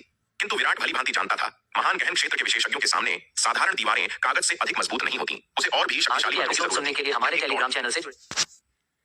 खिलाफ विराट ने दक्षिणी महाद्वीप की उत्तरी सीमा पर स्थित सुरक्षा दीवार को प्राथमिकता दी थी। वह जानता था कि अगर दुश्मन ने यहाँ सेंध लगा दी तो पूरा महाद्वीप खतरे में पड़ जाएगा। इसलिए शहरों के निर्माण में थोड़ी देरी हो रही थी, लेकिन सीमा की सुरक्षा सबसे पहले थी। अब देखना यह था कि क्या विराट अपनी सुरक्षा दीवार को समय रहते इतना मजबूत कर पाएगा कि वह वरुण प्रांत के इस नए और भयानक दुश्मन को रोक सके। दक्षिणी महाद्वीप की उत्तरी सीमा पर स्थित महाव्यूहों की दीवार का पुनर्निर्माण पूरा हो चुका था। अब यह दीवार पहले से कहीं अधिक भव्य, ऊंची और मजबूत हो गई थी। इसकी सुरक्षा व्यवस्था इतनी कड़ी थी कि एक मच्छर भी बिना अनुमति के अंदर नहीं घुस सकता था। यही कारण था कि महान गहन क्षेत्र के शिखर पर बैठी शीला जैसी शीर्ष विशेषज्ञ भी इस अभेद्य दीवार को पार करके चुपचाप दक्षिणी महाद्वीप में घुसपैठ नहीं कर सकी। उन्हें बाहर ही रुकना पड़ा। अगर इस दीवार को विराट ने इतना मजबूत और ऊंचा न बनाया होता, तो शीला जैसे शक्तिशाली योद्धा के लिए अंदर आना बच्चों का खेल होता। दक्षिणी महाद्वीप, वानशी शहर, विराट का निजी निवास। सुबह की पहली किरण के साथ ही चंपा उठ गई और सीधे विराट के कमरे की ओर दौड़ी। आज चंपा का रूप बदला हुआ था। उसने अपने सुंदर बालों को 2 चोटियों में बांध रखा था। उसने वही साधारण कपड़े पहने थे जो वह बचपन में कनिष्क परिवार में एक दासी के रूप में पहनती थी। वह पूरी तरह से एक सेविका के रूप में सजी हुई थी। जब चंपा दौड़कर विराट के कमरे में पहुंची, तो विराट पहले ही अनंत परम मीनार से बाहर आ चुका था। चंपा का यह रूप देखकर विराट अपनी हंसी नहीं रोक पाया। अरे चंपा, तुमने ये कपड़े क्यों पहने हैं? विराट ने मुस्कुराते हुए कहा, अगर तुम्हारी दीक्षा दीदी तुम्हें इस हाल में देखेंगी तो मुझे यकीन है कि उन्हें दिल का दौरा पड़ जाएगा। चंपा ने ठीक वही वेशभूषा धारण की थी जो वह सालों पहले विराट की निजी दासी के रूप में पहनती थी। सच कहूं तो चंपा को इस रूप में देखकर विराट की आंखों में एक पुरानी चमक लौट आई। उसे अपना बचपन और कनिष्क परिवार के वो दिन याद आ गए जब दुनिया इतनी जटिल नहीं थी। उनकी परवाह कौन करता है? दीक्षा दीदी तो हमेशा ही बस बकबक करती रहती हैं। चंपा ने लापरवाही से मुंह बनाया। वह हाथ में पानी का एक बर्तन और तौलिया लेकर मुस्कुराते हुए विराट के पास आई। युवा स्वामी, आइए, मैं आपका मुंह धुला देती हूँ। चंपा, तुम्हें ऐसा करने की बिल्कुल जरूरत नहीं है, विराट ने बेबसी से कहा। चंपा से अलग होने के बाद से विराट ने अपनी दिनचर्या खुद संभालने की आदत डाली थी। हालांकि सोनाली भी उसके घर में सेविका थी, लेकिन विराट उसे घरेलू काम तक ही सीमित रखता था। उसने कभी सोनाली को अपनी निजी सेवा करने की इजाजत नहीं दी थी। पहली बात तो यह थी कि वह अब कनिष्क परिवार का वह लाडला युवा स्वामी नहीं रहा था। एक शक्तिशाली योद्धा के रूप में वह अपनी आंतरिक ऊर्जा के एक प्रवाह से ही खुद को साफ कर सकता था। उसे पानी की जरूरत नहीं थी। दूसरी बात, चंपा की जगह उसके दिल में कोई नहीं ले सकता था। युवा स्वामी, मैं पानी ले आई हूँ, चंपा ने जिद करते हुए कहा। क्या आप चाहते हैं कि मेरी मेहनत बेकार जाए? ठीक है, मैं हार मानता हूँ। चंपा के मासूम चेहरे को देखकर विराट के पास झुकने के अलावा कोई चारा नहीं था। इसके बाद विराट ने चंपा की मदद से अपना चेहरा धोया, ठीक वैसे ही जैसे वह बचपन में किया करता था। चंपा का यह प्रयास जादू की तरह काम कर गया। दशकों बाद मिलने के कारण उनके बीच जो थोड़ी बहुत झिझक थी, वह इस एक पल में पूरी तरह गायब हो गई। माहौल में सिर्फ अपनापन और प्यार था। युवा मालकिन, आप ये किस तरह के कपड़े पहने हुए हैं और आप दूसरों की सेवा कर रही हैं? जैसे ही दोनों अपनी पुरानी यादों में खोए हुए थे, एक तीखी आवाज ने उनकी शांति भंग कर दी। उन्होंने मुड़कर देखा तो दीक्षा अंदर भागती हुई आई। उसका चेहरा सदमे और घबराहट से सफेद पड़ा हुआ था। युवा मालकिन, आप हमारे दिव्य पवन महल की भावी प्रमुख हैं, आप ऐसा कैसे कर सकती हैं? दीक्षा के सदमे में क्रोध की झलक साफ थी। फिर दीक्षा ने विराट की ओर मुड़कर सख्ती से कहा, विराट, कृपया अपनी सीमा पहचानें और हमारे महल का सम्मान करें। आप युवा मालकिन से यह सब कैसे करवा सकते हैं? अगर यह बात बाहर फैल गई कि दिव्य पवन महल की युवा मालकिन एक लड़के के पैर हाथ धुला रही है, तो महल की प्रतिष्ठा मिट्टी में मिल जाएगी। दीक्षा दीदी, यह मेरा निजी मामला है, कृपया मेरे और युवा स्वामी के बीच दखल न दें। विराट के जवाब देने से पहले ही चंपा ने गुस्से में कहा। दीक्षा का बार बार टोकना चंपा को पसंद नहीं आ रहा था, और सबसे महत्वपूर्ण बात यह थी कि विराट के प्रति दीक्षा का लहजा स्पष्ट रूप से अपमानजनक था। जो चंपा को सबसे ज्यादा असहनीय लगा। युवा मालकिन, आप दिव्य पवन महल का चेहरा है। आपका हर कार्य हमारे महल का प्रतिनिधित्व करता है। यह केवल आपका निजी मामला नहीं है, बल्कि हमारे पूरे संप्रदाय की इज्जत का सवाल है। इस बार दीक्षा पीछे नहीं हटी। वह गंभीर स्वर में बोली, दाव संघ के 5 प्रमुख संप्रदायों में से एक होने के नाते हम ऐसा अपमान बर्दाश्त नहीं कर सकते। मुझे परवाह नहीं है, वैसे भी मेरे मामलों से तुम्हारा कोई लेना देना नहीं है। चंपा ने ठंडे लहजे में जवाब दिया। युवा मालकिन, यदि आप किसी तरह मनमानी करती रही तो मुझे आपकी शिकायत सीधे महल प्रमुख से करनी पड़ सकती है। यह देखकर कि चंपा उसकी बात नहीं सुनेगी, दीक्षा ने तुरंत अपना आखिरी और सबसे बड़ा दांव खेला, महल प्रमुख का डर। जो चाहे करो, जाकर बता दो। चंपा ने गुस्से से पैर पटका। ठीक है, शांत हो जाओ, बहस बंद करो। यह दृश्य देखकर विराट ने अपना माथा पकड़ लिया। उसका सिर दर्द करने लगा था। चंपा, अपनी दीदी की बात क्यों नहीं मान लेती? जाओ और वापस दिव्य पवन महल के कपड़े पहन लो। विराट ने चंपा की ओर देखते हुए प्यार से समझाया। वह नहीं चाहता था कि चंपा अपनी ही साथी शिष्याओं से झगड़े, खासकर दीक्षा से, जो महल प्रमुख की खास थी। हालांकि महल प्रमुख संभवतः विराट की अपनी मां थी, लेकिन विराट ने उन्हें कभी देखा नहीं था और न ही उनके स्वभाव को जानता था। अगर दीक्षा ने शिकायत कर दी और महल प्रमुख ने गुस्से में चंपा को दंडित किया तो विराट खुद को माफ नहीं कर पाएगा। नहीं युवा स्वामी, मैंने कहा था कि मैं जीवन भर आपकी दासी रहूंगी। जब गुरुजी मुझे ले गई थी तब मैंने उन्हें यह साफ बता दिया था और उन्होंने मुझसे वादा किया था कि वे मुझे नहीं रोकेंगी। मुझे डर नहीं है। चंपा ने मुंह फुलाकर कहा। चंपा, मेरी बात सुनो, हमारा भविष्य लंबा है। एक पल के गुस्से के लिए बेवजह मुसीबत मत खड़ी करो। विराट ने उसे समझाया। मेरे लिए बदल लो। विराट के प्यार से समझाने पर चंपा का गुस्सा पिघल गया। वह अनिच्छा से मान गई। उसे अपने युवा स्वामी की बात माननी ही थी। कुछ देर बाद चंपा अपने कमरे से लौटी। अब उसने दिव्य पवन महल के राजसी वस्त्र पहन लिए थे। उसने दीक्षा की ओर देखा और ठंडी आवाज में कहा, दीक्षा दीदी, अब आप संतुष्ट हैं? मैं आपको चेतावनी देती हूँ, मुझे और युवा स्वामी को और परेशान मत कीजिए, वरना आपको दक्षिणी महाद्वीप में रहने की जरूरत नहीं है। आप पवनगढ़ अकादमी वापस जाइए और वहीं इंतजार कीजिए। जी युवा मालकिन। दीक्षा ने बेबसी से सिर झुका लिया। वह समझ गई थी कि अब और बहस करना आग में घी डालने जैसा होगा। युवा मालकिन, दीक्षा ने जाते जाते सलाह दी, आप जो भी करें कृपया महल की गरिमा का ध्यान रखें। ठीक है, मुझे पता है, अब आप जा सकती हैं। चंपा ने लापरवाही से हाथ हिलाया। उसका चेहरा भावहीन था। दीक्षा के प्रति चंपा की नाराजगी केवल उसकी लगातार रोक टोक की वजह से नहीं थी, बल्कि उस नफरत और तिरस्कार के कारण भी थी जो दीक्षा की आंखों में विराट के लिए दिखता था। ये बात चंपा किसी भी कीमत पर बर्दाश्त नहीं कर सकती थी। चंपा के लिए खुद का अपमान सहना आसान था, लेकिन अपने युवा स्वामी का अपमान वह एक पल के लिए भी बर्दाश्त नहीं कर सकती थी। दीक्षा का वह तिरस्कार पूर्ण रवैया चंपा के दिल में एक कांटे की तरह चुभ गया था। अगर कोई और होता तो शायद चंपा उसे नजरअंदाज करती थी, लेकिन विराट के प्रति ऐसा व्यवहार उसे स्वीकार नहीं था। दीक्षा ने चंपा को प्रणाम किया और वहां से चली गई। उसने पहली बार अपनी युवा मालकिन का इतना जिद्दी और कठोर रूप देखा था। दीक्षा को यकीन नहीं था कि चंपा ने उसकी सलाह सुनी भी या नहीं, लेकिन वह यह जानती थी कि अगर वह और ज्यादा बहस करती तो चंपा उसे सचमुच दक्षिणी महाद्वीप से वापस भेज देती, और अगर ऐसा होता तो वह उन दोनों पर नजर कैसे रख पाती। इसलिए स्थिति को बिगड़ने से रोकने के लिए दीक्षा ने पीछे हटना ही बेहतर समझा। दीक्षा के जाने के बाद चंपा ने विराट की ओर मुड़कर कहा, युवा स्वामी, दीक्षा दीदी की बातों पर ध्यान मत दीजिएगा, मैं अपने फैसले खुद ले सकती हूँ। अगर गुरुजी को पता भी चल जाए तो भी वे मेरे साथ कुछ नहीं करेंगी। चंपा को डर था कि दीक्षा की धमकियों से विराट डर जाएगा और महल प्रमुख के खौफ से उससे दूर होने की कोशिश करेगा, इसलिए उसने जल्दी से विराट को आश्वस्त किया। वह नहीं चाहती थी कि किसी भी वजह से उनके रिश्ते में कोई दरार आए। अरे पगली, चिंता मत करो, क्या तुम्हारा युवा स्वामी उसकी बातों से डरने वाला है? विराट मुस्कुराया और उसने प्यार से चंपा के सिर पर हाथ फेरा। उसे भूल जाओ चंपा, आज मेरे पास तुम्हें देने के लिए कुछ खास है।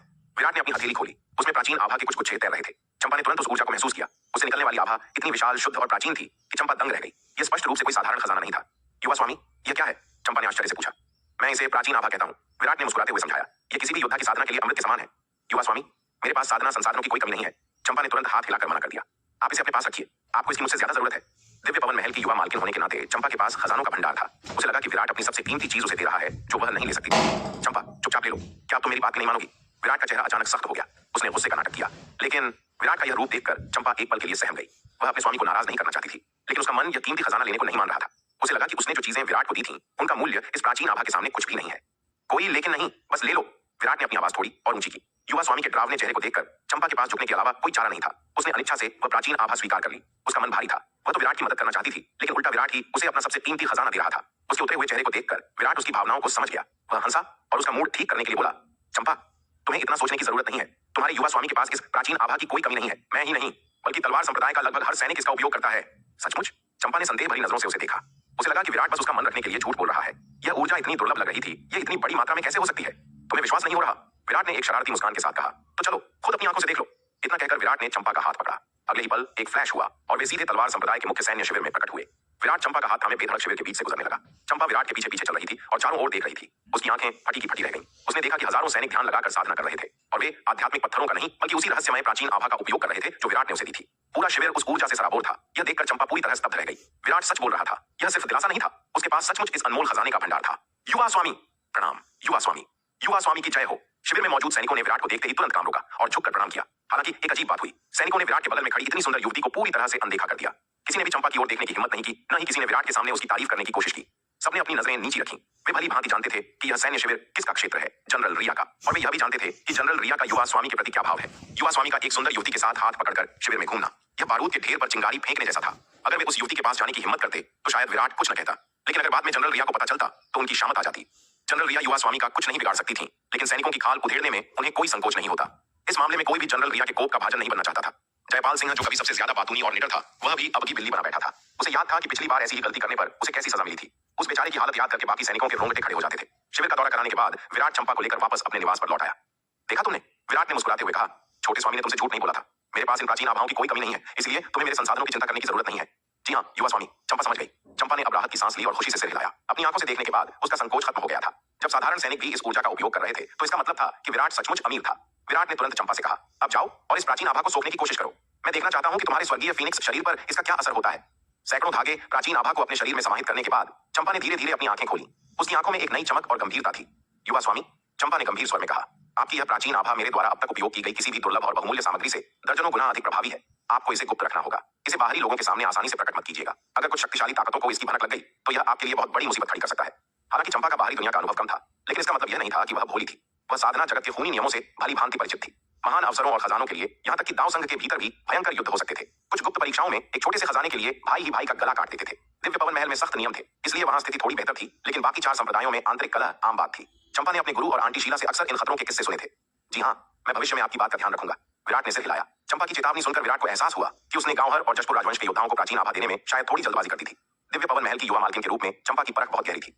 पवनगढ़ शाही महल, वरुण महल के बुजुर्ग जगन ने एक दिन का विश्राम लेकर अपनी ऊर्जा पूरी तरह बहाल कर ली थी। अगली सुबह वे पवनगढ़ शहर से निकले और सीधे दक्षिणी महाद्वीप की ओर उड़ान भरी। जुबिन उनके ठीक पीछे पीछे चल रहा था। वह जगन और तलवार संप्रदाय के बीच होने वाले इस महायुद्ध को किसी भी कीमत पर मिस नहीं करना चाहता था। उसके दिल में एक ही ख्वाहिश थी, अगर जगन दक्षिणी महाद्वीप की सुरक्षा दीवार को तोड़ने में सफल हो जाते हैं तो वह अपने हाथों से विराट का गला घोंट देगा। जैसे ही जगन और जुबिन ने पवनगढ़ की सीमा पार की, विराट को तुरंत अंधकार प्रहरी शिविर से खबर मिल गई। जासूसों के लिए जगन जैसी महाशक्ति पर नजर रखना मुश्किल था, लेकिन जुबिन की गतिविधियां छिपाना आसान नहीं था। खबर मिलते ही विराट ने तुरंत जनरल रिया को सूचित किया और सेना को युद्ध के लिए तैयार रहने का निर्देश दिया। जुबिन और उस बूढ़े व्यक्ति का आगमन किसी शांति वार्ता के लिए नहीं था। विराट ने तुरंत अपनी आभा धाम की शक्ति का उपयोग करके उस क्षेत्र की निगरानी शुरू कर दी। आभा धाम की जादुई दृष्टि से विराट को जुबिन और जगन के पद चिन्ह साफ दिखाई देने लगे। जैसे ही विराट की नजर उस बूढ़े व्यक्ति जगन पर पड़ी, उसका चेहरा सख्त हो गया। उस बूढ़े के शरीर से निकलने वाली ऊर्जा का प्रवाह अकल्पनीय था। महान गहन क्षेत्र का शिखर। विराट को उम्मीद नहीं थी कि वरुण महल इस बार इतना बड़ा दांव खेलेगा। उन्होंने सीधे एक शीर्ष स्तरीय विशेषज्ञ को भेजा था। यद्यपि विराट की अपनी साधना केवल स्वर्ग पूज्य क्षेत्र के आधे चरण में थी, लेकिन उसकी आत्मिक शक्ति अत्यंत उच्च थी। खासकर जब से उसकी दूसरी आत्मा ने सुनहरे ड्रैगन के शरीर को साधा था, उसकी मानसिक क्षमता महान गहन क्षेत्र के अंतिम चरण के बराबर हो गई थी। इसलिए वह जगन की असली ताकत को देख सका। युवा स्वामी, क्या हुआ? विराट के चेहरे का रंग उड़ते देख चंपा ने चिंता से पूछा। कुछ नहीं, विराट ने बात टालते हुए सिर हिलाया। वह नहीं चाहता था कि चंपा वरुण महल के साथ होने वाले इस खूनी संघर्ष में घसीटी जाए। भले ही वह दिव्य पवन महल की युवा मालकिन थी, लेकिन अगर उसने वरुण महल के खिलाफ तलवार उठाई तो यह 2 महाशक्तियों के बीच युद्ध का कारण बन सकता था। और सबसे बड़ी बात, दीक्षा पहले ही विराट को नापसंद करती थी। अगर विराट ने चंपा को युद्ध में शामिल किया तो दीक्षा और महल के 100 से अधिक शिष्य विराट का साथ देने के बजाय चंपा को रोकने की कोशिश करेंगे। इससे तलवार संप्रदाय को न केवल उनकी मदद नहीं मिलेगी, बल्कि शायद उनकी दुश्मनी भी झेलनी पड़े। चंपा, विराट ने मुस्कुराने का नाटक करते हुए कहा, मुझे कुछ जरूरी काम निपटाने हैं। तुम कुछ समय के लिए मेरे निवास पर ही साधना क्यों नहीं करती? मैं जल्द ही वापस आऊंगा। बोलते ही विराट ने एक और बड़ा जखीरा प्राचीन आभा का निकाला और चंपा के हाथों में रख दिया। ठीक है, चंपा ने आभा स्वीकार की। उसे आभास हुआ कि उसका युवा स्वामी उससे कुछ छिपा रहा है, लेकिन उसने जिद नहीं की। चंपा को सुरक्षित करते ही विराट का शरीर एक पल में गायब हो गया। अगले ही क्षण वह दक्षिणी महाद्वीप की उत्तरी सीमा पर स्थित महाव्यूहों की दीवार के ऊपर प्रकट हुआ। एक मानसिक विचार के साथ विराट ने अपनी निर्माण शक्ति का उपयोग किया और पवनगढ़ अकादमी में मौजूद नलिनी और शार्दुल को जबरदस्ती वापस दीवार पर टेलीपोर्ट कर दिया। अचानक हुए इस स्थान परिवर्तन से नलिनी लड़खड़ा गई। जब उसे समझ आया कि क्या हुआ है तो वह गुस्से से आग बबूला हो गई। विराट, तुम्हारी हिम्मत कैसे हुई? नलिनी चिल्लाई। तुमने बिना पूछे मुझे यहाँ खींच लिया? क्या मैं तुम्हारी नौकरानी हूँ जिसे जब चाहे बुलाया जा सके? वह पवनगढ़ अकादमी की सम्मानित प्रमुख थी। एक मामूली बाहरी शिष्य उसके साथ ऐसा व्यवहार कैसे कर सकता था? जैसे ही नलिनी विराट को खरी खोटी सुनाने के लिए आगे बढ़ी, उसकी नजर नीचे गई। उसने देखा कि दीवार के नीचे तलवार संप्रदाय की पूरी सेना, लाखों सैनिक एक गंभीर युद्ध संरचना में तैनात थे। वातावरण में इतना तनाव था कि सांस लेना भी भारी लग रहा था। यह मंजर देखकर नलिनी का गुस्सा काफूर हो गया। वह तुरंत समझ गई कि स्थिति सामान्य नहीं है। विराट, क्या हुआ? नलिनी ने अब गंभीरता से पूछा। एक शत्रु हमला करने वाला है, विराट ने बिना मुड़े कहा। उसकी नजरें क्षितिज पर टिकी थीं। तैयार हो जाओ नलिनी, यह अब तक का सबसे भयंकर युद्ध हो सकता है। किस तरह का शत्रु? नलिनी ने हैरानी से पूछा। तलवार संप्रदाय की वर्तमान शक्ति को देखते हुए वे आसानी से किसी भी साम्राज्य को धूल चटा सकते थे। उनके पास ब्रह्म ज्ञान क्षेत्र के 30 विशेषज्ञ और स्वर्ग पूज्य स्तर के 10,000 सैनिक थे। उनकी पैदल सेना 10 लाख से ऊपर थी। इतनी विशाल और शक्तिशाली सेना के होते हुए विराट के चेहरे पर इतना डर क्यों था? आखिर कौन आ रहा था जिसने दक्षिणी महाद्वीप के इस शेर को इतना गंभीर कर दिया था? एक महान गहन क्षेत्र के शिखर का विशेषज्ञ, विराट ने गहरी और गंभीर आवाज में खुलासा किया। क्या महान गहन क्षेत्र के शिखर पर? यह सुनते ही नलिनी के पैरों तले से जमीन खिसक गई। वह तुरंत समझ गई कि विराट और तलवार संप्रदाय के योद्धा इतने सतर्क और तनाव में क्यों थे। एक महान गहन क्षेत्र के शिखर का योद्धा कोई मामूली खतरा नहीं था। यह साक्षात मृत्यु का दूसरा नाम था। अब तक उन्होंने जिन सबसे शक्तिशाली शत्रुओं का सामना किया था, जैसे जुबिन और यतिन, वे केवल महान गहन क्षेत्र के आधे चरण पर थे। उन्होंने कभी किसी ऐसे योद्धा का सामना नहीं किया था जो इस क्षेत्र की पूर्णता को प्राप्त कर चुका हो। ऐसे महाशक्तिशाली दुश्मन के सामने किसी का भी दिल कांप जाना स्वाभाविक था। दुश्मन की शक्ति को छोड़ दें, केवल उसका साधना स्तर ही किसी का मनोबल तोड़ने के लिए काफी था। क्या हुआ? डर गई? विराट ने नलिनी की ओर देखा और हल्की मुस्कान के साथ पूछा। क्या मजाक है? मैं और डर? नलिनी ने गुस्से से उसे घूरते हुए कहा। मैंने इतनी लंबी जिंदगी जी है, मुझे तो यह भी नहीं पता कि डर शब्द कैसे लिखा जाता है। छी, बेवकूफ औरत, तुम तो मुझसे भी ज्यादा अनपढ़ निकली। मुझे पता है कि डर शब्द कैसे लिखते हैं, लेकिन तुम्हें नहीं पता। लगता है मैंने तुम्हारी अक्ल को कुछ ज्यादा ही समझ लिया था। नलिनी की बात सुनकर पास खड़े शार्दुल ने अपना बड़ा और मासूम सा दिखने वाला सिर झुकाया और ताना मारा। यह सुनते ही नलिनी का चेहरा गुस्से से टमाटर जैसा लाल हो गया। ए बेवकूफ बाघ, यहाँ से दफा हो जा! नलिनी गुस्से में दहाड़ी। ही। शार्दुल और नलिनी की यह नोकझोंक सुनकर विराट अपनी हंसी नहीं रोक पाया। गुरु भूपति, तेज सिंह, रोहिणी, फिरोज और बाकी लोग भी अपनी हंसी दबाने की कोशिश करने लगे। हालांकि नलिनी की भयानक शक्ति और गुस्से को वे अच्छी तरह जानते थे, इसलिए विराट की तरह खुलकर हंसने की हिम्मत किसी में नहीं थी। सबने अपने चेहरों पर गंभीरता बनाए रखी, लेकिन अंदर ही अंदर वे अपनी हंसी रोकने के लिए संघर्ष कर रहे थे। नलिनी ने खूंखार नजरों से विराट को घूरा। यह देखकर कि शेरनी भड़कने ही वाली है, विराट ने जल्दी से अपनी मुस्कान दबा ली और गंभीर हो गया। आखिरकार वे सबके सामने खड़े थे और उसे पवनगढ़ अकादमी की प्रमुख का सम्मान तो रखना ही था, वरना अगर यह महिला बेकाबू हो जाती तो दुश्मन के आने से पहले ही यहाँ महाभारत हो जाता। नलिनी की चीख से शार्दुल भी थोड़ा सहम गया। हालांकि उसकी वर्तमान शक्ति नलिनी से ज्यादा थी, लेकिन इस औरत का गुस्सा किसी प्राकृतिक आपदा से कम नहीं था। शार्दुल हैरान था। उसने तो बस सच कहा था, तो यह महिला इतना हंगामा क्यों कर रही थी? फिर भी नलिनी का मूड देखकर वह समझदारी से थोड़ा दूर खिसक गया। इस छोटी सी घटना ने युद्ध के तनावपूर्ण माहौल को कुछ पल के लिए हल्का कर दिया, लेकिन यह शांति ज्यादा देर नहीं रही।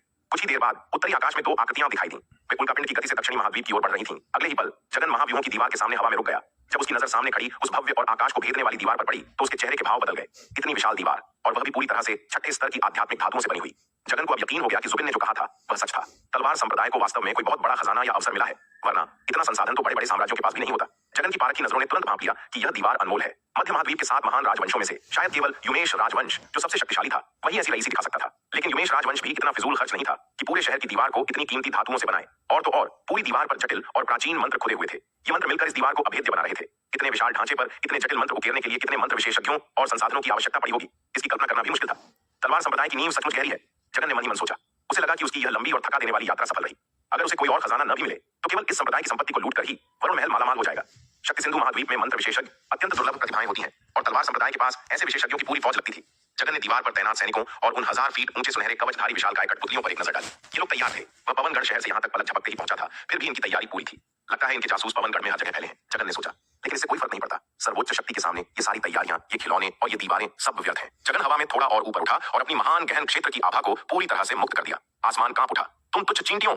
जगन की आवाज बादलों की गरज की तरह गूंजी। उसने दीवार पर खड़ी भीड़ को एक तिरस्कारपूर्ण नजर से देखा। तुम्हें क्या लगता है तुम अपने इन खिलौनों से मेरा रास्ता रोक लोगे? क्या तुम सचमुच विद्रोह करने का इरादा रखते हो? जगन ने क्रूरता से हंसते हुए कहा, मैं तुम्हें एक आखिरी सलाह देता हूं। अपने इन बेतुके विचारों को त्याग दो, घुटने टेक कर आत्मसमर्पण कर दो, शहर के दरवाजे खोल दो और अपने संप्रदाय के सारे खजाने और अवसर मुझे सौंप दो। अगर तुमने मुझे खुश किया तो शायद मैं तुम्हें एक आसान मौत दे दूं। उसकी आंखों में लालच और हिंसा की आग थी। लेकिन अगर तुम जिद्दी बने रहे और मेरी बात नहीं मानी तो जब मैं इस शहर पर कब्जा करूंगा तो मैं सुनिश्चित करूंगा कि पूरा दक्षिणी महाद्वीप जलकर राख हो जाए। यहाँ एक कुत्ता भी जिंदा नहीं बचेगा। पूरे वातावरण में सन्नाटा छा गया। जगन की धमकी ने हवा को जमा दिया था, लेकिन तभी एक भारी और कर्कश आवाज ने उस सन्नाटे को तोड़ दिया। अरे ओ, ये घमंडी बदमाश किस बिल से निकल कर आया है? दीवार के ऊपर से शार्दुल ने एक लंबी छलांग लगाई और सीधे जगन के सामने हवा में जा पहुंचा। शार्दुल ने अपना बड़ा मासूम सा दिखने वाला सिर झुकाया और जगन को घूरते हुए गहरी दबी हुई आवाज में बोला, क्या इसे यह भी नहीं पता कि यह किसका इलाका है? एक बूढ़ा मरता हुआ कुत्ता हमारे दरवाजे पर आकर भौंकने की हिम्मत कर रहा है। मैंने अपनी जिंदगी में बहुत से बेवकूफ देखे हैं, लेकिन तुझ जैसा घमंडी और अज्ञानी मूर्ख आज तक नहीं देखा। शार्दुल की बातें सुनकर सभी लोग उसे हैरानी से देखने लगे। शार्दुल ने जगन को जो ताना मारा था वह न केवल तीखा था, बल्कि उसका चयन बेहद सटीक था। जंगली भौंकना, मरता हुआ कुत्ता और अज्ञानी मूर्ख जैसे शब्दों का प्रयोग उसने इतनी सहजता से किया था कि सब दंग रह गए। ये शब्द एक ऐसे बाघ के मुंह से निकले थे जिसे सब अब तक केवल पेटू और थोड़ा मंदबुद्धि समझते थे। वाह, नलिनी ने बुदबुदाते हुए कहा, यह जंगली जानवर इतना सुसंस्कृत कब से हो गया? विराट भी आश्चर्य से शार्दुल को देख रहा था। उसे समझ नहीं आ रहा था कि इस बाघ ने ये मुहावरे कहां से सीखे। क्या यह अनंत परम मीनार में समय बिताते हुए किताबें पढ़ रहा था? अरे जानवर, तेरी जुबान बहुत लंबी हो गई है। जगन का चेहरा गुस्से से नीला पड़ गया। वह महान गहन क्षेत्र के शिखर का एक सम्मानित विशेषज्ञ था, और एक जानवर ने उसे सबके सामने कुत्ता कहा। यह अपमान वह बर्दाश्त नहीं कर सकता था। मरने के लिए तैयार हो जा। जगन ने अपना हाथ उठाया और हवा में एक जोरदार थप्पड़ मारा। जैसे ही उसका हाथ आगे बढ़ा, आसमान में बादलों को चीरते हुए एक विशालकाय ऊर्जा हथेली प्रकट हुई। यह हथेली किसी पहाड़ जितनी बड़ी थी और उसमें अकल्पनीय शक्ति समाई हुई थी। वह सीधे शार्दुल को कुचलने के लिए नीचे आ रही थी। गरज! जगन के हमले का जवाब देते हुए शार्दुल ने एक भयानक दहाड़ लगाई। उसका शरीर फैलने लगा। एक छोटी सी बिल्ली से वह देखते ही देखते 5 लाख फीट लंबा एक विशालकाय सफेद बाघ बन गया। अब वह आकाश और पृथ्वी के बीच किसी दैत्य की तरह खड़ा था। उसकी सफेद खाल पर काली धारियां चमक रही थीं और उसका रूप अत्यंत प्रभावशाली था। उसने अपने विशाल पंजे उठाए और उस ऊर्जा हथेली को रोकने के लिए आगे बढ़ा। बूम! एक कान फाड़ देने वाली आवाज के साथ दोनों शक्तियां टकराईं। आसमान में ऊर्जा का एक भयानक बवंडर उठा जिसने बादलों को छितरा दिया। लेकिन जगन की शक्ति महान गहन क्षेत्र के शिखर पर थी। शार्दुल, जो अभी लघु गहन क्षेत्र के शिखर पर था, इस टक्कर को पूरी तरह नहीं झेल पाया। धड़ाम! शार्दुल का विशाल शरीर किसी पतंग की तरह पीछे की ओर उड़ गया। उसकी फौलादी खाल पर कई जगह दरारें पड़ गईं और खून की बूंदें हवा में बिखर गईं। शार्दुल, वापस आओ! यह देखकर विराट का चेहरा गंभीर हो गया। उसने तुरंत चिल्लाकर आदेश दिया। वह समझ गया था कि शार्दुल जोश में होश खो बैठा है। भागने की कोशिश कर रहे हो, अब बहुत देर हो चुकी है।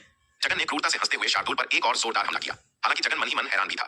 यह बाघ उसकी उम्मीद से कहीं ज्यादा सख्त निकला। उसके पूर्ण शक्ति वाले थप्पड़ को झेलने के बाद भी यह जिंदा था। इसकी शारीरिक शक्ति अद्भुत थी, लेकिन फिर भी साधना के स्तर में बहुत बड़ा अंतर था। जगन महान गहन क्षेत्र के शिखर पर था, जबकि शार्दुल उससे लगभग 5 छोटे स्तर नीचे था। शार्दुल के लिए यह लड़ाई जीतना नामुमकिन था। जैसे ही जगन का दूसरा हमला शार्दुल को खत्म करने के लिए आगे बढ़ा, अचानक महाव्यूहों की दीवार के ऊपर से एक सुनहरी रोशनी चमकी। शून्य शून्य शून्य! हजारों तीरों की एक भयानक बौछार हवा को चीरते हुए निकली और सीधे जगन के हमले की ओर लगी। तीरों से निकलने वाली भयानक शक्ति को भांपते हुए जगन का चेहरा सख्त हो गया। वह लापरवाही नहीं कर सकता था। उसने अपना हमला बीच में ही मोड़ा और तीरों की उस बाढ़ को रोकने के लिए अपनी हथेली आगे कर दी। धड़ाम! जगन की हथेली ने तीरों की बौछार को चकनाचूर कर दिया। लेकिन तीरों के पीछे की शक्ति इतनी जबरदस्त थी कि जगन को हवा में 10 मील पीछे धकेल दिया गया। जगन थोड़ा हैरान था। उसने दीवार पर खड़े उन सुनहरे कवचधारी सैनिकों को देखा। इतनी बड़ी सेना ने उसे, एक महान गहन क्षेत्र के विशेषज्ञ को, पीछे धकेल दिया। इस सेना की युद्ध शक्ति वाकई अद्भुत थी। जब जगन को दिव्य बाण सेना ने पीछे धकेल दिया तो इस अवसर का लाभ उठाते हुए शार्दुल ने हवा में कलाबाजी खाई। उसका विशाल शरीर सिकुड़कर फिर से एक छोटी बिल्ली जैसा हो गया और वह बिजली की गति से दीवार के ऊपर विराट के पास लौट आया। वह हाँफ रहा था और उसके शरीर पर कई जगह से खून रिस रहा था। शार्दुल, अगली बार इतना लापरवाह मत होना। विराट ने उसके सिर पर एक हल्का थप्पड़ मारा और उसे डांटा। तुमने अपनी जान लगभग गंवा दी थी। अपने से कहीं अधिक शक्तिशाली दुश्मन का अकेले सामना करना मूर्खता थी। जी बॉस, शार्दुल ने जल्दी से सिर हिलाया। पिछले कुछ महीनों में अनंत परम मीनार में समय बिताकर और हजारों लौ दंत चूहों को खाकर शार्दुल को अपनी नई शक्ति पर बहुत घमंड हो गया था। उसे लगा था कि वह किसी से भी लड़ सकता है, लेकिन आज उसे समझ आ गया कि महान गहन क्षेत्र का शिखर क्या होता है। उसका घमंड चूर चूर हो गया था। विराट ने दूर आकाश में खड़े जगन की ओर देखा। उसका चेहरा गंभीर था। यह बूढ़ा सचमुच खतरनाक है। विराट जानता था कि उसकी दिव्य बाण सेना अब पहले से कहीं ज्यादा शक्तिशाली थी। प्राचीन आभा की मदद से अब उसके पास 3000 स्वर्ग पूज्य और 2 लाख सांसारिक पूजनीय सैनिक थे। कुल मिलाकर 5 लाख सैनिकों का यह संयुक्त हमला किसी भी साधारण दुश्मन को राख कर सकता था। यहाँ तक कि अंधकार दानव जेल का स्वामी भी शायद इस हमले में मारा जाता। लेकिन जगन, उसे सिर्फ कुछ खरोंचें आई थीं और वह कुछ मील पीछे हटा था। इससे साफ था कि यह बूढ़ा वाकई ताकतवर था। यह दृश्य देखकर जुबिन के चेहरे का रंग उड़ गया। वह याद कर रहा था कि 1 साल पहले इसी सेना ने उसे घायल किया था, लेकिन तब इनकी ताकत इतनी नहीं थी। आज सिर्फ 1 साल में यह सेना इतनी शक्तिशाली हो गई कि उसके पिता के सबसे मजबूत जनरल जगन को टक्कर दे रही है। यह विकास असंभव है, जुबिन ने डरते हुए सोचा। अगर अब उसे इस सेना के पूरे बल से हमले का सामना करना पड़े तो वह बिना किसी जीवन रक्षक खजाने के एक पल भी नहीं टिक पाएगा। पाल जैसे शक्तिशाली योद्धा उस भ्रूण की उपस्थिति को महसूस कर सकते थे और विराट अपने उसका कर्ज है। आज मैंने तुमसे बस थोड़ा सा ब्याज वसूला है। यह सुनकर विराट अवाक रह गया। उसे अब समझ आया कि वह बिना किसी गलती के केवल अपने पिता के कर्मों की सजा भुगत रहा था। आखिर उसके पिता सूर्यवीर ने अतीत में दिव्य पवन महल की प्रमुख के साथ ऐसा क्या किया था कि एल्डर सुहासिनी के मन होते हुए सोचा, अगर अब उसे इस सेना के पूरे बल से हमले का सामना करना पड़े तो वह बिना किसी जीवन रक्षक खजाने के एक पल भी नहीं टिक पाएगा। तुम लोगों में वाकई कुछ बात है। मैंने तुम्हें कम आंकने की गलती की। जसराज ने अपनी ठंडी निगाहों से नीचे जमा भीड़ को देखा। उसके होठों पर एक क्रूर मुस्कान तैर गई। चलो अब देखते हैं कि तुम्हारे तलवार संप्रदाय में असल में कितना दम है। इतना कहकर जसराज ने हवा में एक हथेली घुमाई। उसके हाथ से भयानक ऊर्जा का विस्फोट हुआ, जिसने देखते ही देखते आकाश में एक विशालकाय गगनभेदी हथेली का रूप ले लिया। वह विशाल हाथ किसी पहाड़ की तरह नीचे आया और महाव्यूहों की दीवार के शीर्ष से टकराने के लिए झपटा। प्रहार! जनरल रिया की आवाज बर्फ जैसी ठंडी और स्पष्ट थी। उसके आदेश पर 50 सुनहरे कवचधारी दैत्य जो 1,000 फीट ऊंचे थे हरकत में आ गए। उन्होंने अपनी विशाल प्रत्यंचा खींची और पूरी ताकत से बाण छोड़ दिए। 50 विशाल बाण हवा में एक साथ मिले और उन्होंने एक महाबाण का रूप ले लिया जो सीधे उस गगनभेदी हाथ से जा टकराया। जैसे ही दिव्य बाण सेना ने आक्रमण किया, दक्षिणी महाद्वीप की अन्य प्रमुख टुकड़ियों विराट सेना, यांत्रिक बटालियन, संघर्ष बटालियन और तुहिन सेना ने भी अपनी ताकत झोंक दी। उनके युद्ध विन्यास से बने विशालकाय योद्धाओं ने अपनी तलवारें घुमाई। दीवार के ऊपर से तलवारों की अनगिनत ऊर्जा तरंगें निकली और जसराज की ओर दौड़ पड़ी। धड़ाम, बूम बूम, धमाकों की गूंज से पूरा आसमान कांप उठा। जनरल रिया की सेना द्वारा छोड़े गए बाणों ने जसराज के विशाल ऊर्जा हाथ को चकनाचूर कर दिया, जबकि बाकी सेनाओं की तलवार ऊर्जा ने एक भयानक जाल बनकर जसराज को चारों तरफ से घेर लिया। यह देखकर जसराज के चेहरे का रंग बदल गया। उसे लगा था कि तलवार संप्रदाय में केवल विशाल बाण चलाने वाली सेना ही उसके लिए थोड़ा बहुत खतरा पैदा कर सकती है। उसने बाकी सेनाओं से इतनी जबरदस्त शक्ति की उम्मीद नहीं की थी। हालांकि बाकी टुकड़ियों की आक्रमण शक्ति रिया की बाण सेना जितनी विनाशकारी नहीं थी, लेकिन सैनिकों की भारी संख्या ने मिलकर जो संयुक्त वार किया था उससे एक जबरदस्त दबाव पैदा हो गया था। फिर भी जसराज आखिरकार महान गहन क्षेत्र के शिखर का विशेषज्ञ था। भले ही सेनाओं की शक्ति उसकी अपेक्षाओं से अधिक थी, लेकिन वह घबराया नहीं। इस अप्रत्याशित स्थिति में भी वह शांत रहा। जसराज ने हवा में एक शक्तिशाली मुक्का मारा। उसकी मुट्ठी से निकली ऊर्जा ने आने वाली तलवारों की शक्ति को भयानक बल के साथ चकनाचूर कर दिया। कवचधारी सैनिकों का संयुक्त वार शक्तिशाली था, लेकिन वह जसराज की रक्षा को भेद नहीं पाया। नीचे खड़े विराट ने यह दृश्य देखा तो उसकी आंखें थोड़ी सी मुड़ गईं। यह बुढ़ा वाकई बहुत ताकतवर है। विराट जानता था कि दिव्य बाण सेना को छोड़कर बाकी सेनाएं केवल दूर से किए जाने वाले हमलों पर निर्भर थीं। कवचधारी सैनिक असली ताकत तब दिखाते हैं जब वे आमने सामने की लड़ाई लड़ें। दूर से ऊर्जा फेंकने से उनकी प्रभावशीलता काफी कम हो जाती थी। अगर ये सभी सैनिक दीवार की सुरक्षा छोड़कर बाहर निकलकर लड़ने जाते तो जसराज जैसा विशेषज्ञ उन्हें आसानी से कुचल देता। बिना सुरक्षा व्यूह के महान गहन क्षेत्र के शिखर योद्धा का सामना करना आत्महत्या जैसा था। विराट अपनी सेना को ऐसे जोखिम में नहीं डाल सकता था। जब तक महाव्यूहों की दीवार सलामत थी, वह सैनिकों को बाहर नहीं भेजेगा। क्या यही तुम्हारी पूरी ताकत है? जसराज ने दीवार पर खड़ी भीड़ पर एक नजर डाली और व्यंग्य करते हुए कहा, अगर बस इतना ही है तो तुम लोग मेरा कुछ नहीं बिगाड़ सकते। लेकिन जैसे ही उसने अपनी बात खत्म की, अचानक दक्षिणी महाद्वीप के भीतरी हिस्से से अनगिनत विशाल प्रकाश स्तंभ आसमान की ओर लपके। ये प्रकाश स्तंभ बादलों 3 को चीरते हुए ऊपर उठे और आकाश में मिलकर एक विशालकाय प्रतीक में विलीन हो गए। उस प्रतीक से इतनी भयानक और प्राचीन शक्ति निकल रही थी कि हवा भी थर्रा उठी। यह देखकर जसराज का चेहरा एकदम सफेद पड़ गया। दूर से युद्ध देख रहे जुबिन की तो रूह कांप गई। उसे आभास हो गया था कि तलवार संप्रदाय का अगला हमला विनाशकारी होगा। अगर वह उसकी चपेट में आया तो उसका बचना नामुमकिन था। बिना एक पल गंवाए जुबिन पीछे मुड़ा और क्षितिज की ओर भाग खड़ा हुआ। उधर जसराज ने भी खतरे को भांप लिया। वह पीछे हटकर हमले की रेंज से बाहर निकलना चाहता था, लेकिन विराट उसे इतनी आसानी से कैसे जाने देता। जैसे ही दक्षिणी महाद्वीप का विशाल व्यूह सक्रिय हुआ, विराट ने मानसिक आदेश भेजा। तलवार संप्रदाय की सभी युद्ध टुकड़ियों ने जसराज पर पागलपन की हद तक हमला बोल दिया। खासकर जनरल रिया ने कोई कसर नहीं छोड़ी। उसने और उसकी दिव्य बाण सेना ने अपनी गुप्त तकनीकों को सक्रिय कर दिया। भयानक आध्यात्मिक ऊर्जा के प्रवाह के साथ सुनहरे कवचधारी दिग्गजों के हाथों में मौजूद विशाल धनुष और बाणों से तीव्र प्रकाश फूट पड़ा। संस्नान 50 विशाल प्रकाश बाण आकाश में छूट गए। वे हवा में ही एक दूसरे से जुड़े और प्रकाश के एक विशाल जाल में बदल गए, जिसने जसराज के चारों ओर के आसमान को घेर लिया। जैसे ही जसराज ने भागने की कोशिश की, उसने महसूस किया कि उसके आसपास का स्थान पूरी तरह से जम गया है। उसे लगा जैसे वह दलदल में फंस गया हो। उसकी उड़ने की गति अविश्वसनीय रूप से धीमी हो गई। इस बाण व्यूह ने स्थान को इतना ठोस कर दिया था कि जसराज जैसा महान गहन विशेषज्ञ भी उसे तुरंत नहीं तोड़ सका। अब उसके पास इस हमले को सीधे झेलने के अलावा कोई विकल्प नहीं था। बूम! एक कान फाड़ देने वाली गर्जना गूंजी। बाण व्यूह के भयानक प्रहार ने जसराज की रक्षा को तोड़ दिया। वह हवा में लड़खड़ाया। उसके मुंह से खून का एक फव्वारा निकला। वह घायल हो चुका था। इसी क्षण न केवल दिव्य बाण सेना बल्कि बाकी सभी सैनिकों ने भी अपनी पूरी ताकत झोंक दी थी। कवचधारी सैनिकों की तलवारों से निकली रोशनी ने आकाश को चीर दिया और अनगिनत तलवार के निशान हवा में छोड़ दिए। ये निशान एक साथ जसराज पर बरस पड़े। धमाकों की एक श्रृंखला शुरू हो गई। रिया और अन्य सेनाओं के इस उन्मत्त हमले ने जसराज को एक ही जगह पर जकड़ कर रख दिया। वह हिल भी नहीं पा रहा था। भागना तो दूर की बात थी। और ठीक उसी वक्त दक्षिणी महाद्वीप के ऊपर आकाश में बने उस विशाल ताबीज रूपी व्यूह ने अपनी तैयारी पूरी कर ली। उससे विनाशकारी प्रकाश की एक विशाल किरण निकली जो किसी दैवीय दंड की तरह सीधे जसराज की छाती की ओर लपकी। प्रकाश के उस विशाल स्तंभ में अकल्पनीय शक्ति समाहित थी जो जनरल रिया की दिव्य बाण सेना और अन्य सभी युद्ध टुकड़ियों के संयुक्त आक्रमण से कई गुना अधिक विनाशकारी थी। इस स्तंभ में छिपी भयावह ऊर्जा को महसूस करते ही जसराज का चेहरा एकदम सफेद पड़ गया। महान गहन क्षेत्र के शिखर पर होने के बावजूद इस पल उसे सचमुच अपनी मृत्यु का एहसास हुआ। इस भयानक संकट में जसराज के पास पीछे हटने का कोई रास्ता नहीं बचा था। उसने अपनी सारी आंतरिक शक्ति को इकट्ठा किया और एक जोरदार दहाड़ के साथ प्रकाश के स्तंभ की ओर अपना सबसे शक्तिशाली मुक्का मारा। उसकी अपार शक्ति एक विशाल ऊर्जा मुट्ठी में बदल गई और सीधे प्रकाश स्तंभ से जा टकराई। बूम! एक भयानक धरती को हिला देने वाली गर्जना गूंजी। ऊर्जा की मुट्ठी और प्रकाश का स्तंभ आपस में टकराए। उस टकराव से निकली चमक इतनी तीव्र थी कि पल भर के लिए वहां मौजूद हर किसी की आंखें चूंधियां गईं। टक्कर के बिंदु से अंतरिक्ष की लहरें सुनामी की तरह बाहर की ओर फैलीं, जिससे वहां एक विनाशकारी तूफान उठ खड़ा हुआ। जब धूल और रोशनी छंटी तो जसराज का असली हाल सामने आया। जसराज के कपत दरे अब चितते हो चुके थे। उसका पूरा शरीर खून से लथपथ था, खासतौर पर उसका दाहिना हाथ। उस हाथ का मांस फटकर भयानक तरीके से लटक रहा था और हड्डियां दिखाई दे रही थीं। खून की बूंदें लगातार नीचे टपक रही थीं। ये देखकर दीवार पर खड़े थे विराट ने अफसोस में अपना सिर हिलाया। इतनी बदनसीबी है, विराट ने मन ही मन सोचा। दक्षिणी महाद्वीप का यह महाव्यूह अभी आधा ही पूरा हुआ था। कई महत्वपूर्ण नींव अब भी अधूरी हैं। अगर यह व्यूह पूरी तरह तैयार होता तो जसराज केवल घायल नहीं होता बल्कि उसका अस्तित्व ही मिट गया होता। अच्छा, बहुत अच्छा। जसराज ने अपने होंठों के कोने से खून पोंछा। उसने दीवार पर खड़ी भीट दाग को देखा और उसके चेहरे पर एक क्रूर ठंडी मुस्कान तैर गई। यह तलवार संप्रदाय सचमुच काबिल है। दक्षिणी महाद्वीप के एक छोटे से संप्रदाय ने इतनी शक्तिशाली रक्षा पंक्ति तैयार कर ली, यह हैरान करने वाला है। जसराज की आंखों में लालच चमक उठा।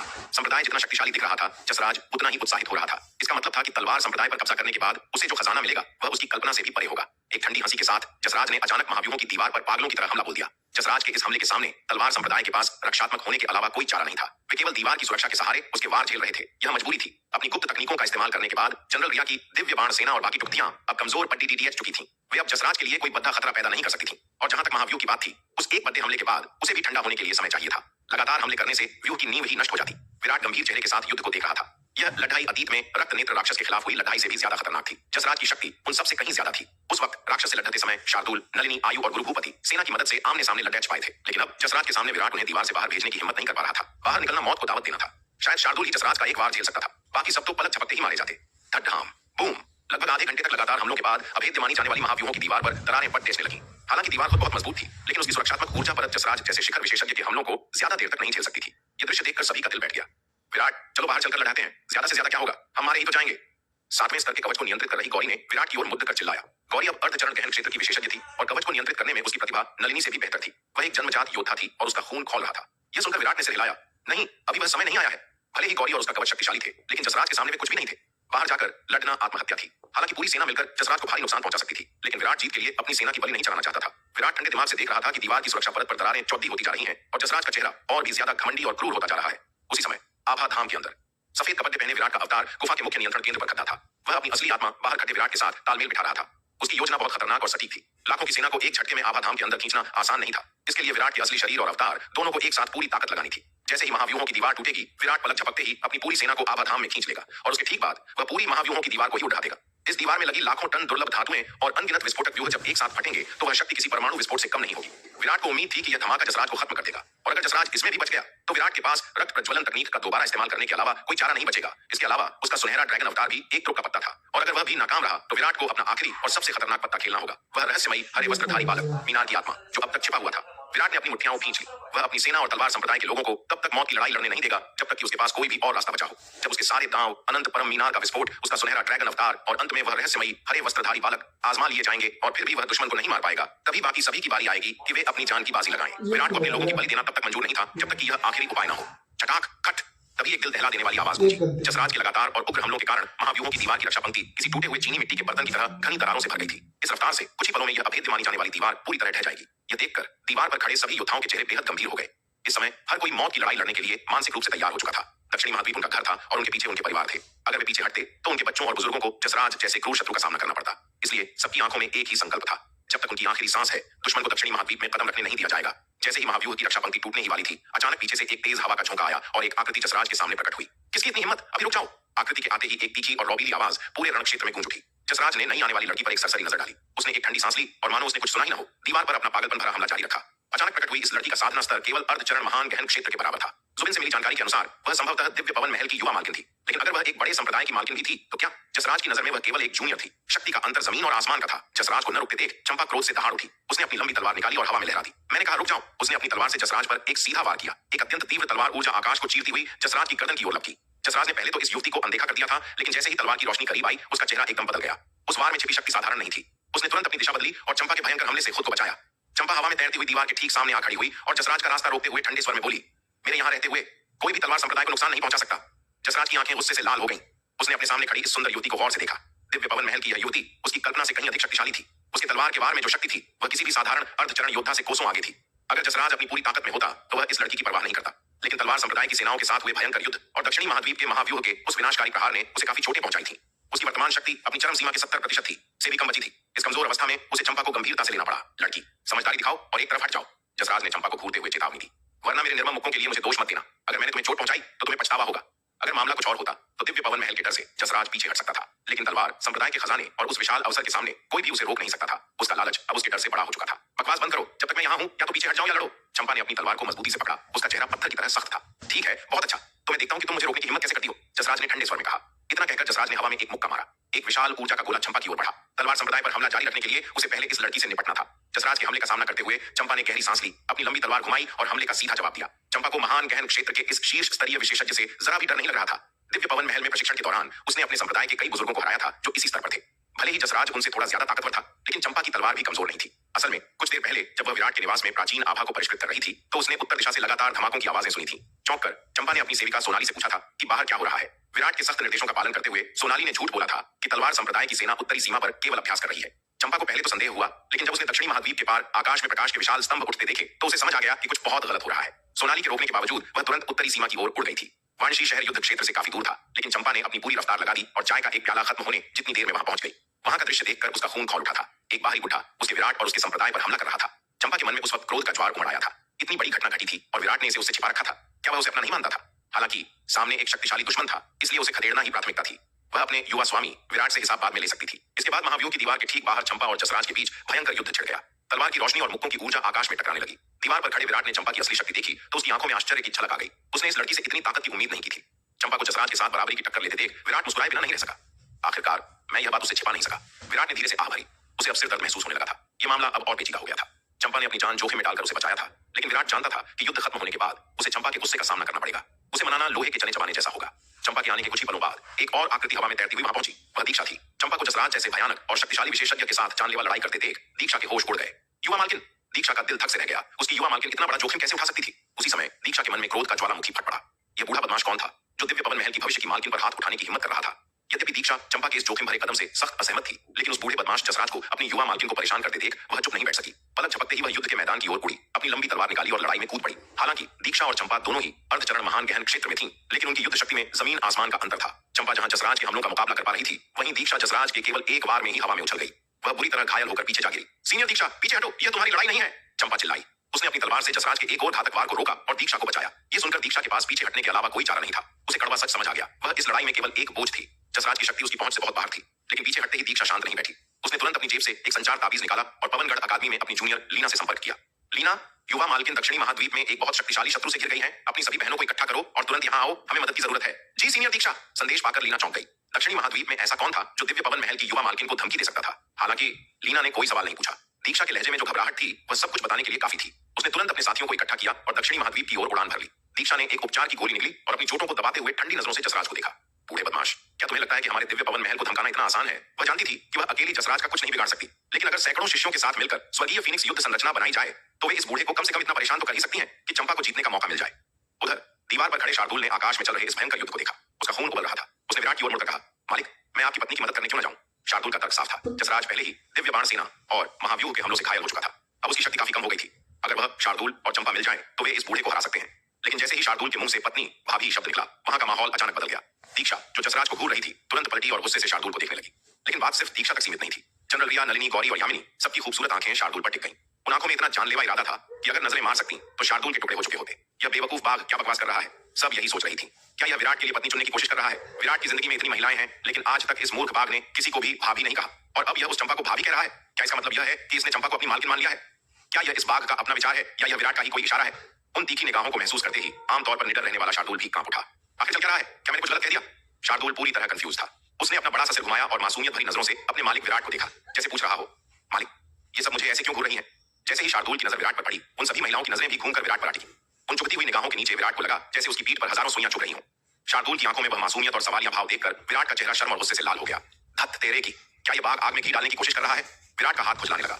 उसका मन किया कि इस बाघ को एक जोर का थप्पड़ रसीद करे, लेकिन इससे पहले कि वह कुछ करता, दीक्षा की ठंडी आवाज गूंजी। युवा स्वामी विराट, कृपया अपने पालतू जानवर को काबू में रखें। इसे हमारी युवा मालकिन के बारे में ऐसी अपमानजनक बात नहीं करनी चाहिए। यह मामला हमारी युवा मालकिन की प्रतिष्ठा से जुड़ा है। अगर ऐसी अफवाहें फैली तो आप इसके परिणाम नहीं झेल पाएंगे। विराट कुछ बोलने ही वाला था कि नलिनी बीच में बोल पड़ी। उसकी आवाज में अजीब सी ठंडक थी। मिस दीक्षा, आपने गलत समझा है। आपकी युवा मालकिन ने खुद स्वीकार किया था कि वह विराट की दासी है, और जहां तक मेरी राय है, आपकी मालकिन विराट के प्रति पूरी तरह समर्पित है। इस बात का उन्हें भाभी कहना शायद थोड़ा जल्दी हो, लेकिन इसे निराधार कहना गलत होगा। और वैसे भी मिस दीक्षा, क्या आपने ये बातें कहने से पहले अपनी युवा मालकिन से पूछा था, या आपको लगता है कि आप उनके फैसले खुद ले सकती हैं? नलिनी ने दीक्षा को एक तीखी नजर से देखा। हालांकि शार्दुल का चंपा को भाभी कहना नलिनी को भी बिल्कुल पसंद नहीं आया था, लेकिन यह तलवार संप्रदाय का अंदरूनी मामला था। किसी बाहरी व्यक्ति को इसमें बोलने का हक नहीं था, और खासकर जिस तरह दीक्षा ने विराट का अपमान किया, वह नलिनी को बर्दाश्त नहीं हुआ। तभी यामिनी भी बोल पड़ी, सही कहा। और वैसे भी यह बाघ अपनी मालकिन को भाभी कह रहा है, तुम्हारी भाभी नहीं। तुम इतनी परेशान क्यों हो रही हो? कहीं ऐसा तो नहीं कि तुम्हारे मन में भी विराट के लिए कुछ है और तुम्हें डर है कि तुम्हारी मालकिन तुम्हारी जगह ले लेगी? दीक्षा का चेहरा गुस्से से लाल हो गया, फिर पीला पड़ गया। वह कुछ बोलना चाहती थी, लेकिन शब्द उसके गले में ही अटक गए। आखिरकार चंपा का विराट के प्रति प्रेम किसी से छिपा नहीं था, और चंपा ने उसे बार बार चेतावनी दी थी कि वह विराट के मामले में दखल न दे। इसलिए दीक्षा ने चुप रहना ही बेहतर समझा। माहौल इतना तनावपूर्ण हो गया था कि वहां सांस लेना भी मुश्किल हो रहा था। अहम अहम, विराट ने जानबूझकर 2 बार जोर से खांसा। वह इस अजीब स्थिति को खत्म करना चाहता था। शार्दुल, जाओ, चंपा की मदद करो, लेकिन याद रखना, ज्यादा जोखिम मत लेना। अगर लगे कि जीत नहीं सकते तो तुरंत पीछे हट जाना। विराट ने शार्दुल को इशारा किया ताकि वह वहां से भाग सके और सबका ध्यान इस भाभी वाले मुद्दे से हटकर वापस युद्ध पर आ जाए। माहौल को हल्का करने के लिए विराट ने तुरंत अपना हाथ हवा में लहराया। उसके सामने हजारों फीट लंबी एक विशाल और भारी काली दानव ढाल प्रकट हो गई। शार्दुल, यह काली दानव ढाल पकड़ो। विराट ने सख्त लहजे में आदेश दिया। उस बूढ़े कुत्ते से लड़ते समय सिर्फ रक्षा पर ध्यान देना, उसे उलझाए रखो। शार्दुल ने सिर हिलाया और उस विशाल ढाल को अपने पंजों में थाम लिया। विराट का दिमाग तेजी से चल रहा था। उनके लिए समय बहुत कीमती था। जितना अधिक समय वे जसराज को उलझाए रख सकते थे, उतना ही बेहतर था। महाव्यूहों की दीवार का मुख्य व्यू अभी ठंडा हो रहा था। अगर उसे थोड़ा समय मिल जाए तो वह दूसरा हमला करने के लिए तैयार हो जाएगा। विराट ने गणना की, अगर उस बूढ़े कुत्ते पर महाव्यूह का एक और हमला हुआ तो उसकी बची कुची आधी जान भी चली जाएगी। उस समय विराट अपना निर्मल अवतार, सुनहरा ड्रैगन अवतार और अपनी मुख्य बॉडी की रक्त प्रज्वलन तकनीक का इस्तेमाल करेगा। साथ ही चंपा और शार्दुल का संयुक्त हमला होगा। विराट की आंखों में एक ठंडी चमक आ गई। पहले उसकी योजना केवल जसराज को डराकर भगाने की थी, लेकिन चंपा की प्रचंड युद्ध शक्ति को देखने के बाद उसने अपना इरादा बदल दिया था। शायद आज हमारे पास महान गहन क्षेत्र के शिखर पर बैठे इस राक्षस को मारने का एक सुनहरा मौका है। जी मालिक, शार्दुल ने उत्साह से उत्तर दिया। अगले ही पल एक तेज दहाड़ के साथ शार्दुल का शरीर फैलने लगा। वह दसियों हजार फीट लंबे एक विशाल सफेद बाघ में बदल गया। उसके विशाल पंजों ने उस भारी काली ढाल को ऐसे पकड़ रखा था जैसे वह कोई खिलौना हो। उसने दीवार के ऊपर से छलांग लगाई और सीधे जसराज की ओर झपट पड़ा। उसका विशाल शरीर उस काली ढाल के पीछे पूरी तरह छिपा हुआ था, जो उसे एक चलते फिरते किले जैसा बना रहा था। उधर जसराज का चेहरा गुस्से से तमतमाया हुआ था। भले ही वह बुरी तरह घायल था और उसकी शक्ति 70% से भी कम बची थी, फिर भी चंपा उसे आसानी से हरा नहीं पा रही थी। लेकिन जसराज के लिए भी चंपा को हराना लोहे के चने चबाने जैसा हो रहा था। उसे समझ आ गया था कि इस लड़की को हराने में उसे हजारों राउंड का समय लग जाएगा। जैसे ही जसराज अधीर होने लगा, उसने देखा कि एक विशाल काली दीवार, जो असल में ढाल थी, उसकी ओर तेजी से आ रही है। अरे जानवर, दफा हो जा! जसराज क्रोध से चिल्लाया और उसने उस ढाल पर पूरी ताकत से एक मुक्का मारा। धड़ाम! एक जोरदार धमाका हुआ। जसराज की मुट्ठी उस काली ढाल से टकराई। टक्कर इतनी जबरदस्त थी कि शार्दुल का विशाल शरीर ढाल समेत किसी गेंद की तरह पीछे उड़ गया। लेकिन शार्दुल की चमड़ी बेहद मोटी थी और ढाल ने हमले का 90% झटका सोख लिया था। हवा में खुद को संभालते ही शार्दुल ने फिर से दहाड़ लगाई और ढाल को आगे रखकर दोबारा जसराज की ओर दौड़ पड़ा। जसराज की आंखें सिकुड़ गईं। उसका मुक्का पहाड़ तोड़ सकता था, लेकिन उस काली ढाल पर एक खरोंच भी नहीं आई थी। यह ढाल! जसराज के मन में लालच जाग उठा। उसने गौर से देखा, ढाल से कोई कंपन नहीं हो रहा था, जिसका मतलब था कि इसकी गुणवत्ता असाधारण है। इसकी मजबूती को देखते हुए यह निश्चित रूप से 8वें स्तर का शीर्ष श्रेणी का खजाना था, शायद 9वें स्तर के करीब भी। तलवार संप्रदाय की नींव वाकई बहुत गहरी है, जसराज ने सोचा। बाजार में ऐसे हथियार की कीमत कम से कम 100 अरब आध्यात्मिक पत्थर होती है। जसराज अमीर 100 अरब आध्यात्मिक पत्थर की कीमत चुकाने के लिए तैयार था, लेकिन इतना अमीर नहीं कि अपनी सारी दौलत एक हथियार पर लुटा दे। और अब यह खजाना उसके सामने था। Boom boom boom!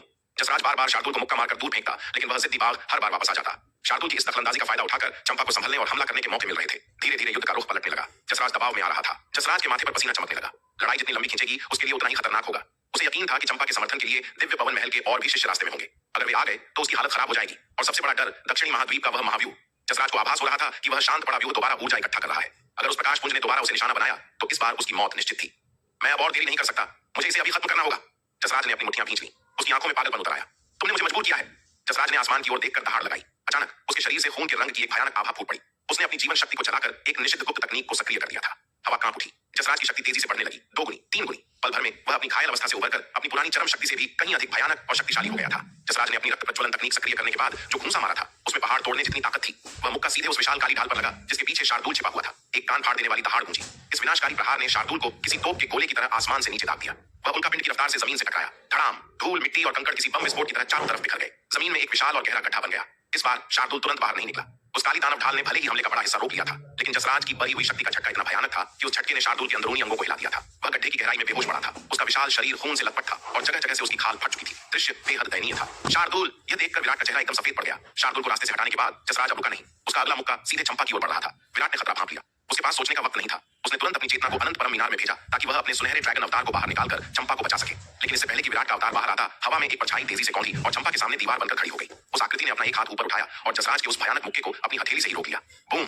ऊर्जा की टक्कर से आकाश में प्रलय आ गई। ऊर्जा की लहरें हजारों फीट ऊंची सुनामी की तरह चारों दिशाओं में फैल गईं, जिससे आसपास के बादल भी चित्रा गए। धूल छंटी और एक ठंडी रोबदार आवाज गूंजी। जसराज, तुमने हमारे दिव्य पवन महल की युवा मालकिन पर हाथ उठाने की हिम्मत कैसे की? क्या तुम्हारा वरुण महल हमारे साथ युद्ध शुरू करना चाहता है? चंपा, जो मौत के मुंह से बाल बाल बची थी, ने अपनी रक्षक को देखा। उसकी आंखें आश्चर्य से फैल गईं। सुहासिनी मौसी! चंपा की आवाज में राहत और खुशी दोनों थी। मौसी, आप यहाँ?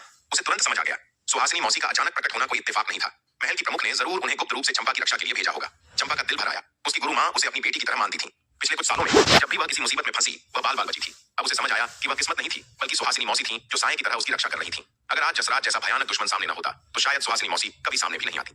चंपा के सामने खड़ी यह महिला सुहासिनी थी, जो दिव्य पवन महल की एक शक्तिशाली बुजुर्ग और महल प्रमुख की सबसे भरोसेमंद योद्धा थी। उसने शुरू से अंत तक सब कुछ देखा था, लेकिन नियमों के अनुसार वह तभी सामने आती जब चंपा की जान पर बनाती, और जसराज ने वही गलती कर दी थी।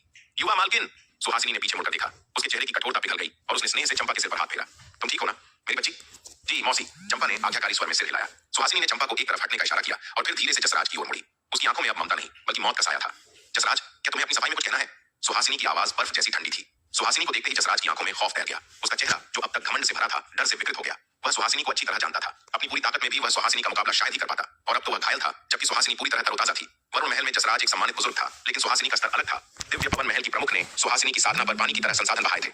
महान गहन क्षेत्र के शिखर पर बैठे योद्धाओं में सुहासिनी का नाम सबसे ऊपर आता था। आरोहण क्षेत्र से नीचे वह अजय मानी जाती थी। जसराज समझ गया कि उसका खेल खत्म हो चुका है। मुझे नहीं पता था कि यह दिव्य पवन महल की युवा मालकिन है। जसराज ने तुरंत हाथ जोड़ लिए। उसकी आवाज में मजबूरी थी। कृपया मुझे क्षमा करें, यही एकमात्र बहाना था जो उसे बचा सकता था। अगर वह मानता कि उसे सच पता था और यह खबर दाव संघ तक पहुंचती, तो वरुण महल का कोई भी बुजुर्ग उसे बचा नहीं पाता।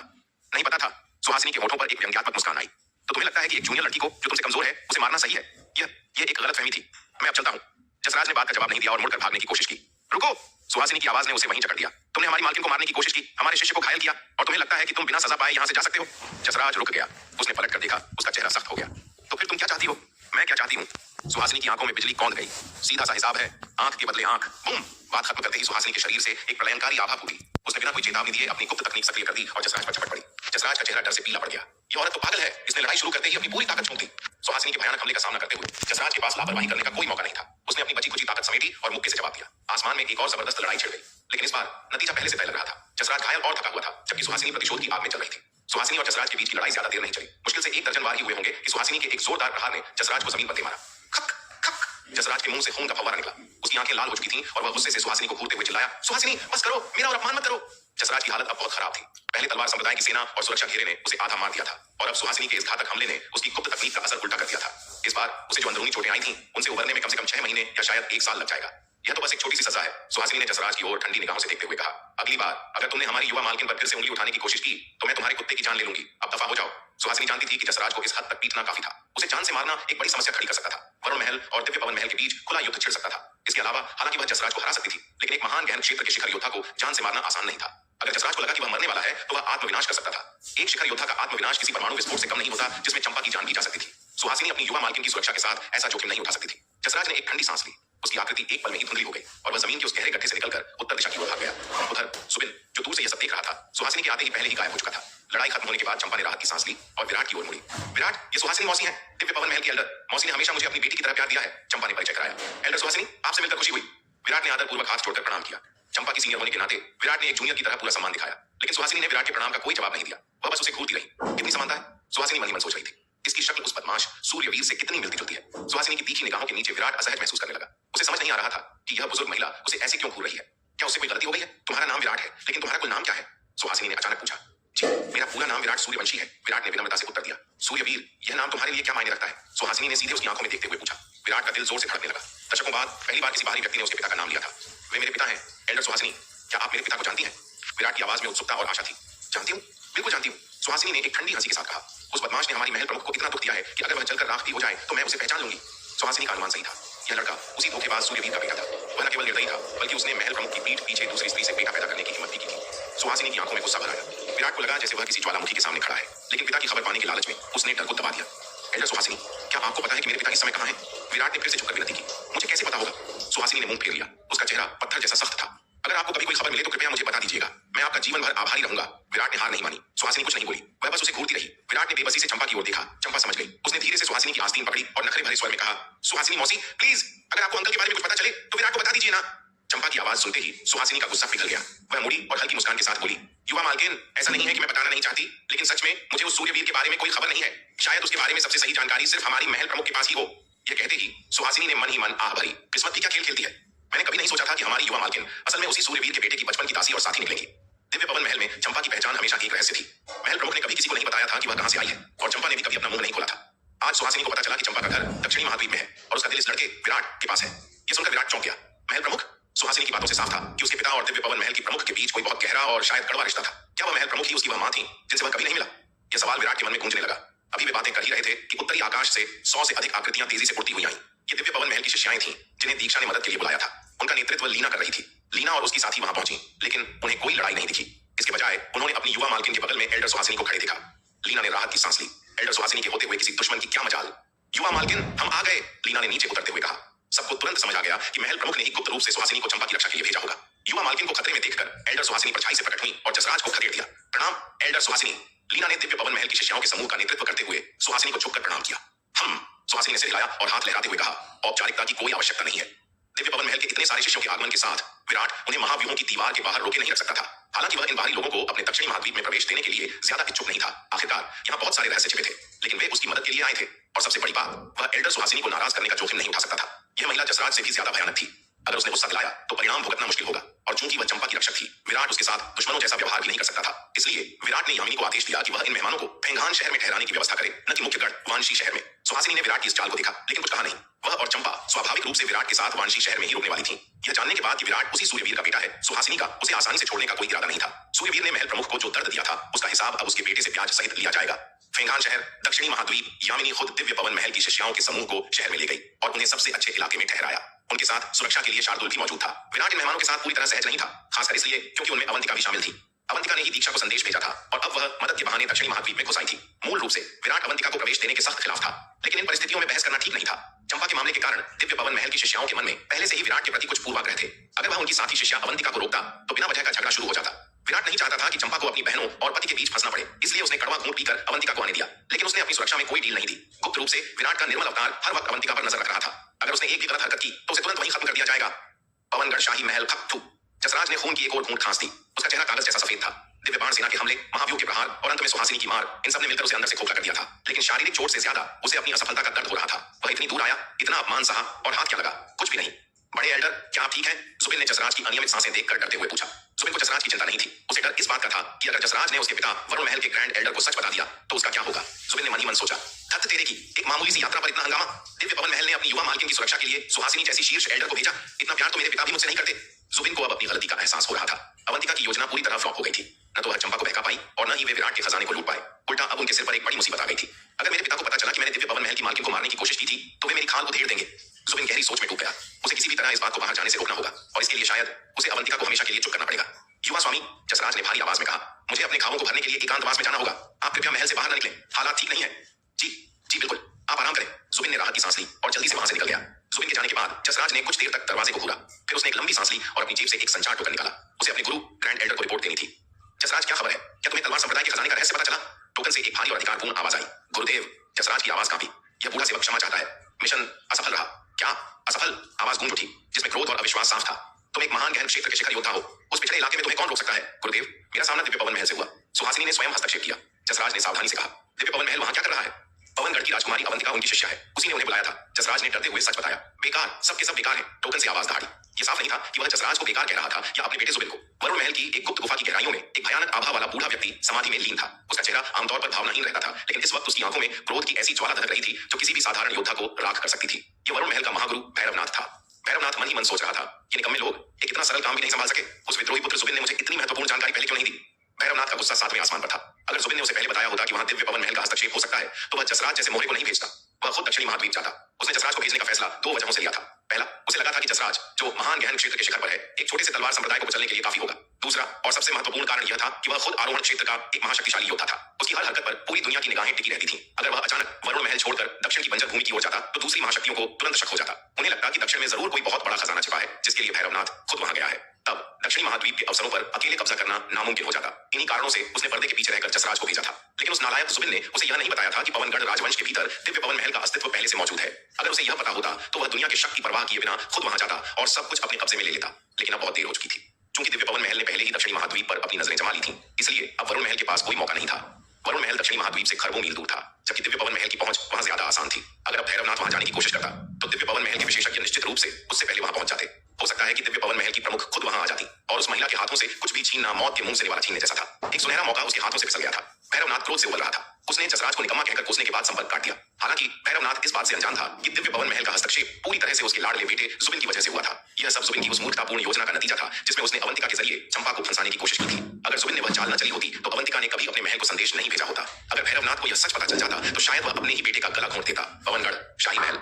जसराज अपने हाथ में उस संचार टोकन को पकड़े हुए था जिसकी बत्ती अब बुझ चुकी थी। वह असल में भैरवनाथ से पूछना चाहता था कि उसे आगे क्या करना चाहिए, पवनगढ़ में रुकना है या वापस वरुण महल लौटना है। लेकिन इससे पहले कि वह कुछ बोल पाता भैरवनाथ ने संपर्क काट दिया था। जसराज काफी देर तक उस अंधेरे टोकन को घूरता रहा। उसकी हिम्मत नहीं हुई कि वह दोबारा संपर्क साधे। वह जानता था कि इस अभियान की विफलता से महागुरु कितने नाराज थे। अगर उसने गलती से भी उन्हें और उकसाया तो उसका अंजाम बहुत बुरा होगा। भले ही जसराज वरुण महल का एक वरिष्ठ बुजुर्ग था और उसने सालों तक उनकी सेवा की थी, लेकिन वह अच्छी तरह जानता था कि महागुरु भैरवनाथ के लिए वफादारी का कोई मोल नहीं था। भैरवनाथ की नजर में सिर्फ अपना फायदा मायने रखता था। उसे अपने बेटों और रिश्तेदारों तक की परवाह नहीं थी। तो जसराज जैसा सेवक तो बहुत दूर की बात था। अगर भैरवनाथ उससे नाराज हो गया तो वह बिना पलक झपकाए उसे मार डालेगा। जसराज ने एक गहरी और भारी सांस ली। छोड़ो, अब इसके बारे में सोचने का कोई फायदा नहीं। मुझे एक एक कदम फूंक कर रखना होगा। उसने फैसला किया कि फिलहाल पवनगढ़ में ही रुकना सबसे सुरक्षित है। उसे अपनी चोटों से उबरना था और महागुरु का गुस्सा शांत होने का इंतजार करना था। खाली हाथ वापस लौटना मौत को दावत देने जैसा था। शायद भविष्य में कोई और मौका मिल जाए जिससे वह अपनी गलती सुधार सके। उधर जुबिन की हालत भी कुछ अलग नहीं थी। वह अपने पिता के स्वभाव को अच्छी तरह जानता था। उसने बहुत बड़ी गड़बड़ कर दी थी और भैरवनाथ उसे सिर्फ इसलिए माफ नहीं करेंगे क्योंकि वह उनका बेटा है। लेकिन अच्छी बात यह थी कि उसके पिता ने उसे तुरंत वापस लौटने का आदेश नहीं दिया था। इसका मतलब था कि उसके पास अभी भी एक मौका था। प्राचीन खंडहरों का गुप्त क्षेत्र अभी भी वहीं था। जुबिन ने अब तक उस खंडहर के केवल एक छोटे से हिस्से को ही खंगाला था। वह अभी तक मुख्य शिखर तक नहीं पहुंच पाया था। अगर वह किसी तरह खंडहरों के भीतर से 9वें स्तर का कोई जादुई खजाना हासिल कर ले तो वापस लौटने पर वह अपने पिता के क्रोध से बच सकता था। यहाँ तक कि भैरवनाथ जैसे महागुरु के लिए भी 9वें स्तर के खजाने का लालच बहुत बड़ा था। यही उसकी आखिरी उम्मीद थी। लेकिन जुबिन बेवकूफ नहीं था। वह तुरंत खंडहरों में नहीं गया। विराट और शार्दुल की ताकत देखने के बाद वह जानता था कि उसे और शक्तिशाली होना होगा। उसने फैसला किया कि वह पहले पवनगढ़ के महल में छिपेगा और अपनी नई मिली 8वें स्तर की तलवार को पूरी तरह से अपने नियंत्रण में करेगा। जब तक वह पूरी तरह तैयार नहीं हो जाता वह अगला कदम नहीं उठाएगा। भले ही जसराज का अभियान विफल रहा हो, लेकिन जुबिन ने तलवार संप्रदाय के खिलाफ अपनी योजना नहीं छोड़ी थी। जब उसने चंपा और विराट को एक दूसरे के करीब देखा तो उसे समझ आ गया कि अवंतिका की योजना पूरी तरह से विफल हो चुकी है। लेकिन जुबिन हार मानने वालों में से नहीं था। उसने तुरंत 2 नई तैयारियां की। एक ओर उसने जसराज के ठीक होने की प्रतीक्षा की। दूसरी ओर उसने वरुण महल के 3 असली मार्शल आर्ट के धुरंधरों ललित, भूषण और जतिन को गुप्त संदेश भेजा।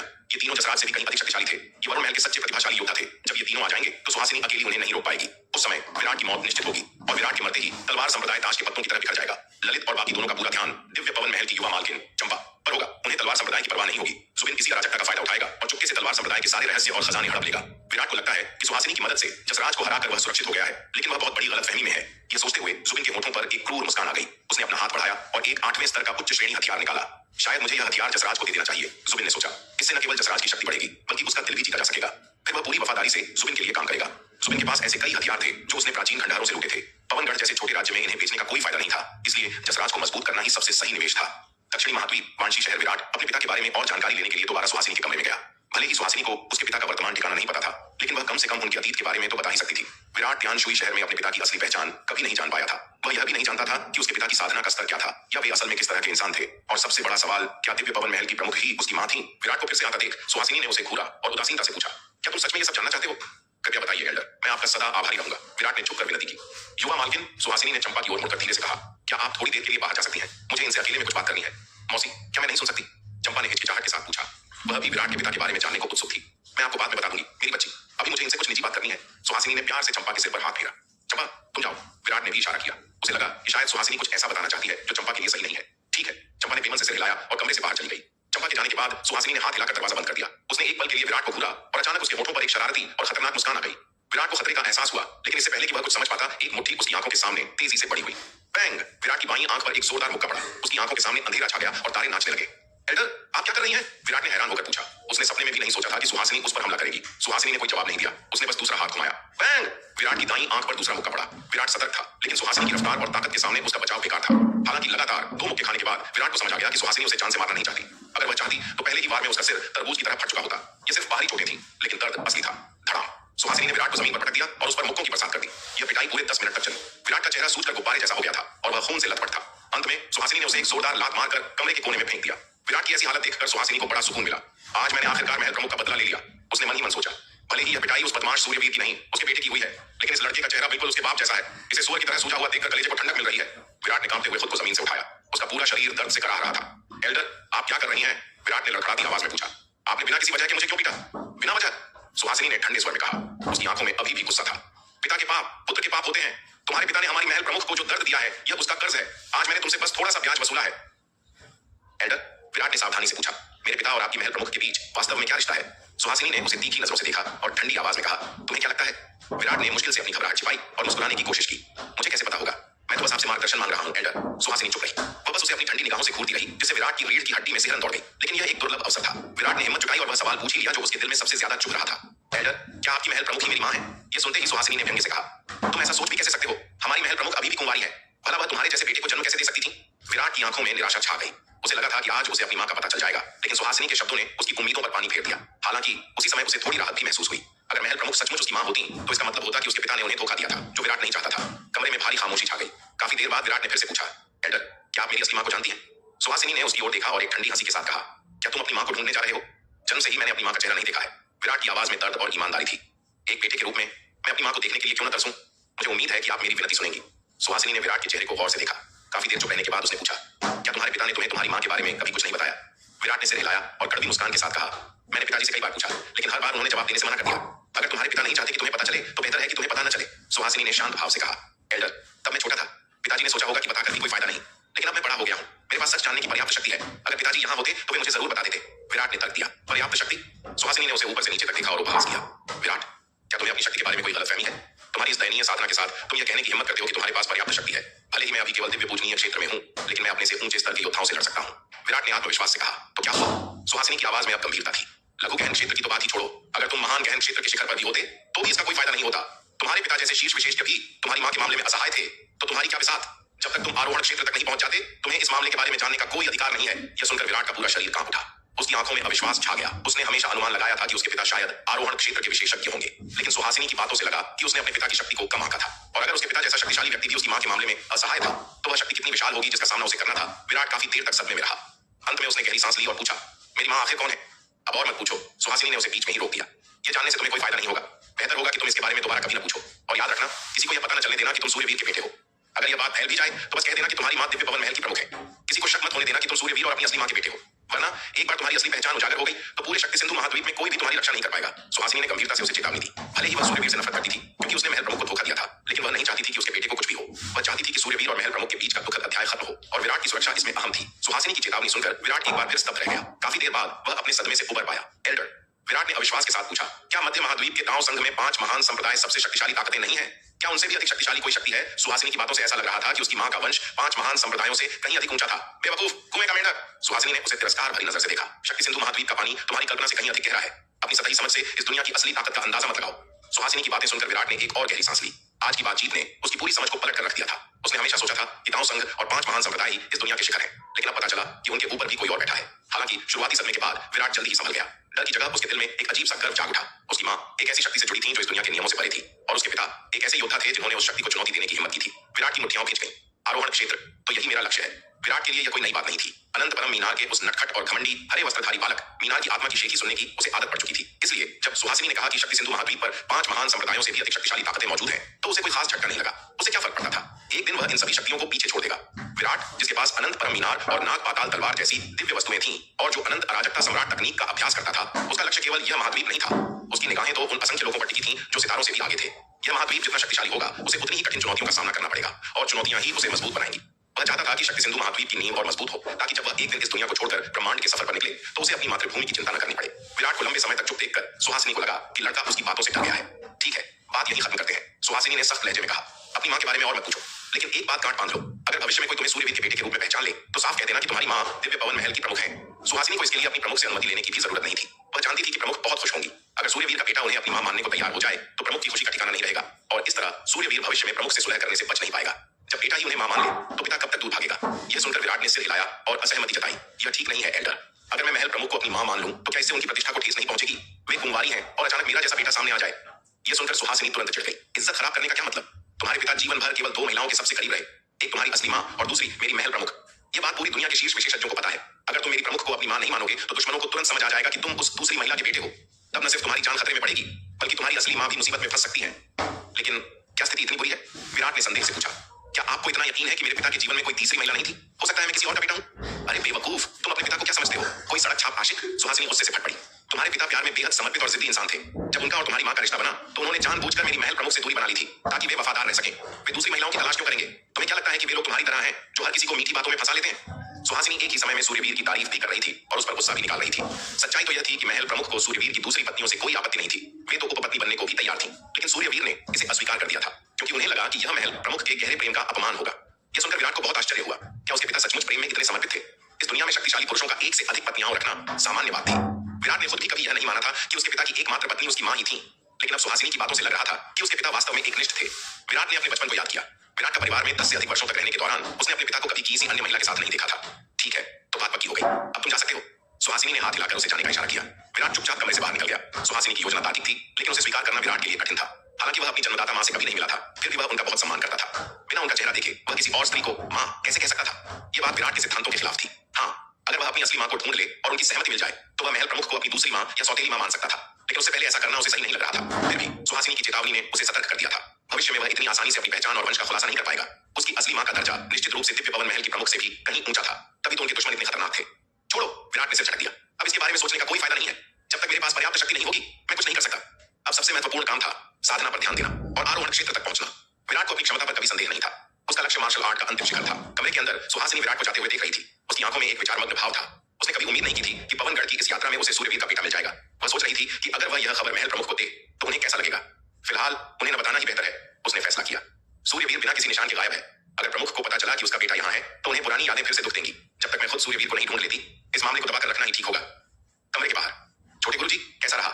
विराट को बाहर आते देख चंपा उत्साह और जिज्ञासा से भरी हुई दौड़कर उसके पास आई। क्या सुहासिनी मौसी ने आपको मेरे गुरुजी विराट के पिता के बारे में कुछ बताया? चंपा अपने मालिक के बारे में जानने के लिए बहुत उत्सुक थी। सूर्यवीर ने ही उसे बचपन में बचाया था और पाल पोसकर बड़ा किया था। उसके मन में सूर्यवीर के लिए एक पिता जैसा सम्मान था। अच्छा होगा कि तुम खुद एल्डर सुहासिनी से पूछ लो, विराट ने उसके बालों को बिगाड़ते हुए मुस्कुराकर कहा। हालांकि सुहासिनी ने उसे बहुत सी बातें बताई थी, लेकिन पिता के वर्तमान ठिकाने के बारे में उसे भी कुछ नहीं पता था। और जो बातें उसे पता चली थीं, जैसे उसकी मां की पहचान और पिता का प्रेम प्रसंग, वे इतनी जटिल थीं कि विराट समझ नहीं पा रहा था कि चंपा को कैसे बताए। चंपा ने नाक सिकोड़ी। उसने अपना सिर दूसरी तरफ घुमाया और गुस्से से बोली, आप और सुहासिनी मौसी बिल्कुल एक जैसे हैं। आप दोनों अब भी मुझे बच्चे की तरह मानते हैं और मुझसे बातें छिपाते हैं। फिर उसे याद आया कि विराट ने पहले जसराज के हमले को भी उससे छिपाया था। उसकी नाराजगी और बढ़ गई। वह विराट की तरफ पीट करके खड़ी हो गई और मुंह फुला लिया। चंपा के उदास चेहरे और रूठे हुए अंदाज को देखकर विराट को सिर दर्द होने लगा। बचपन में उसका सबसे बड़ा डर यही था कि कहीं चंपा उससे नाराज न हो जाए। उसे मनाना लोहे के चने चबाने जैसा था। विराट अभी सोच ही रहा था कि अब क्या करे, तभी उसकी नजर आंगन के बाहर गई। वहां एक छोटा सा सिर चांद के आकार के दरवाजे के पीछे से झांक रहा था। वान्या, तुम वहां क्या कर रही हो? विराट ने धीरे से पुकारा। आवाज सुनते ही वह छोटा सा सिर बाहर निकला और एक प्यारी सी बच्ची अपने नन्हे पैरों से दौड़ती हुई मुस्कुराते हुए उनकी ओर भागी। हालांकि विराट ने उसे पकड़ लिया था, लेकिन वान्या को रत्ती भर भी डर नहीं लगा। तलवार संप्रदाय में वह केवल अपनी मां यामिनी से डरती थी। जहां तक उसके पिता विराट की बात है, वह जानती थी कि वे उसे कभी डांटेंगे नहीं, तो डरने का सवाल ही नहीं उठता था। जैसे ही चंपा नानजोऊ पहुंची थी, वान्या को खबर मिल गई थी। वह अपने पिता की इस नई छोटी मालकिन को देखने के लिए बेताब थी, लेकिन पिछले कुछ दिनों से वह अपनी मां यामिनी की निगरानी में थी, इसलिए उसे महल से बाहर निकलने का मौका नहीं मिला। आज यामिनी पेंगान शहर गई थी, न कि वानशी शहर के मुख्य महल में। मां की गैर मौजूदगी का फायदा उठाकर वान्या ने तुरंत खुद को आजाद कर लिया और चुपके से विराट के घर की ओर भागी। उसे देखना था कि यह चंपा कैसी दिखती है। महल के प्रहरियों ने उसे चुपके से बाहर निकलते देखा, लेकिन किसी ने उसे रोकने की हिम्मत नहीं की। सबने अनदेखा करने का नाटक किया। चंपा ने जब खूबसूरती से सजी धजी उस नन्ही परी को उछलती कूदती अपनी ओर आते देखा तो उसकी नाराजगी कहीं गायब हो गई। उसे विराट से बहस करते हुए शर्म महसूस होने लगी। विराट से पिछली बातचीत में उसे पता चला था कि उसकी एक बेटी है जिसका नाम वान्या है। बच्ची और विराट के चेहरे में समानता देखकर चंपा तुरंत समझ गई कि यह वही है। वान्या, जल्दी आओ और अपनी आंटी चंपा को नमस्कार करो, विराट ने उसे पास बुलाते हुए कहा। वान्या ने अपनी बड़ी बड़ी चमकदार आंखें झपकाईं और शरारती मुस्कान के साथ बोली, पापा, क्या आप सच में चाहते हैं कि मैं उन्हें आंटी कहूं या छोटी मां? विराट का चेहरा तुरंत टमाटर जैसा लाल हो गया। ये छोटी शैतान दिन ब दिन ढीठ होती जा रही थी। अब तो अपने पिता को भी छेड़ने लगी थी। इससे पहले कि विराट कुछ बोल पाता, वान्या चंपा की ओर मुड़ी और बहुत प्यार से बोली, नमस्ते छोटी मां। छोटी मां सुनते ही चंपा का चेहरा शर्म से लाल हो गया, लेकिन उसके होठों पर एक बड़ी सी मुस्कान खिल गई। उसे यह संबोधन बहुत प्यारा लगा। उसने झुककर वान्या के सिर पर हाथ फेरा और बोली, वान्या, तुम कितनी अच्छी बच्ची हो। विराट अवाक रह गया। इसका क्या मतलब है? क्या तुमने मुझसे पूछा भी? यह लड़की अपनी मर्जी से किसी को भी छोटी मां बना रही है। लगता है इसे आजकल ठीक से मार नहीं पड़ी है, इसीलिए अपनी मां के लिए सौतन ढूंढने का इतना शौक चढ़ा है। अगर यामिनी को पता चला तो घर पहुंचकर इसकी शामत आ जाएगी। छोटी मां चंपा, मैंने सुना है कि आप दिव्य पवन महल की युवा मालकिन हैं। वान्या ने अपनी मासूम आंखों को झपकाते हुए पूछा। हाँ बिल्कुल, चंपा ने गर्व से सिर हिलाया। वहां मजा आता है क्या? वान्या ने उत्सुकता से पूछा। हाँ, बहुत मजा आता होगा, चंपा ने थोड़ा सोचकर कहा। सच तो यह था कि उसने वहां का ज्यादातर समय एकांत साधना में बिताया था, लेकिन वह जगह सुंदर तो थी ही। तो जब आप वापस जाएंगी तो क्या आप मुझे अपने साथ ले जाएंगी? वान्या ने असली मुद्दा छेड़ दिया। उसका चेहरा उम्मीद से चमक रहा था। वान्या दक्षिणी महाद्वीप के कोने कोने में घूम घूम कर बोर हो चुकी थी। वह कई बार चुपके से पवनगढ़ भी गई थी। अब उसका मन एक बड़ी और नई दुनिया देखने का था। जब उसे पता चला कि चंपा एक बड़े महल की मालकिन है तो उसने तुरंत अपना प्लान बना लिया। विराट को तुरंत समझ आ गया कि यह सब नाटक क्यों था। अच्छा, तो ये बात है, इसीलिए यह इतनी आज्ञाकारी बन रही थी और छोटी मां कह रही थी, ये तो भागने की फिराक में है। वान्या, विराट ने सख्त होने की कोशिश की। क्या तुम्हें फिर से मार खाने की इच्छा हो रही है? 3 दिन बिना पिटे तुम्हारा खाना नहीं बचता क्या? ये छोटी शैतान अपने पिता को हवा समझ रही थी। उसके सामने ही भागने का प्लान बना रही थी। अरे, आप वान्या के साथ ऐसा बर्ताव कैसे कर सकते हैं? चंपा ने तुरंत वान्या का पक्ष लेते हुए विराट को डांटा। वान्या इतनी प्यारी और आज्ञाकारी बच्ची है, आप उसे मारने की बात कैसे कर सकते हैं? विराट का मुंह खुला का खुला रह गया। प्यारी और आज्ञाकारी, क्या तुम्हें इसके बारे में कोई गलतफहमी है? विराट ने वान्या की ओर देखा। वह अपनी बड़ी बड़ी आंखों से चंपा को ऐसे देख रही थी जैसे दुनिया की सबसे मासूम बच्ची हो। यह लड़की बड़ों को बेवकूफ बनाने में उस्ताद थी। उसकी दादी गुरु कावेरी भी उसकी मासूमियत पर फिदा थी और हमेशा विराट की डांट से उसे बचाती थी। नहीं चंपा, तुम इसे नहीं जानती, विराट ने बेबसी से कहा। इसकी मासूमियत पर मत जाओ, यह शैतान की नानी है। मुझे आपकी बात पर यकीन नहीं है, चंपा ने नाक से कोड़ी। चलो वानिया, हम चलते हैं। अगर तुम्हारे पापा तुम्हें डांटे तो अपनी इस छोटी मां को बताना, मैं तुम्हें बचाऊंगी। चंपा ने वानिया का नन्हा हाथ पकड़ा और उसे लेकर अंदर की ओर चल दी। विराट वहीं खड़ा रह गया, पूरी तरह सन्न। क्या मजाक है, वे अभी अभी मिली हैं और इतनी जल्दी एक टीम बन गई। अब मेरा क्या होगा? चंपा के बचकाने व्यवहार को देखकर विराट ने बस अपना सिर हिलाया। वह जानता था कि इस मामले में बहस करने से कोई फायदा नहीं है। वैसे भी वानिया अपनी नई छोटी मां से खुश थी तो चिंता की कोई बात नहीं थी। विराट अपने कमरे में लौटा और अनंत परम मीनार को सक्रिय कर साधना में लीन हो गया। अब जब चंपा और दिव्य पवन महल की शिष्याएं आ गई थीं और सुहासिनी जैसी शक्तिशाली रक्षक भी मौजूद थी तो उनका अगला कदम तय था, सूर्य संप्रदाय के खंडहरों में वापसी। 9 धाराओं के महाद्वीप में फिर से प्रवेश करने से पहले विराट को अपनी तैयारी पूरी करनी थी। पिछली बार गुप्त घाटी में उनकी लगभग सारी कठपुतलियां नष्ट हो गई थीं और इस बार वे मुख्य शिखर की ओर बढ़ने वाले थे जहां खतरा कई गुना ज्यादा था। वहां साधारण अर्धचरण गहन क्षेत्र की कठपुतलियां काफी नहीं होंगी। विराट ने अपनी पुरानी यादें ताजा की। पिछली यात्रा में उन्होंने मुख्य शिखर की तलहटी से कई प्राचीन अंधकार राक्षसों के शव इकट्ठे किए थे। इनमें से कुछ शव दसियों हजार फीट ऊंचे थे और अपने जीवन काल में निम्न गहन क्षेत्र के राक्षस थे। अगर विराट इन शवों का उपयोग करके नई कठपुतलियां बना ले तो उनकी ताकत अभूतपूर्व होगी। दक्षिणी महाद्वीप वाणसी शहर उधर दीक्षा फेंगान शहर में अपनी साथियों को ठहराने के बाद तुरंत वाणसी शहर लौट आई।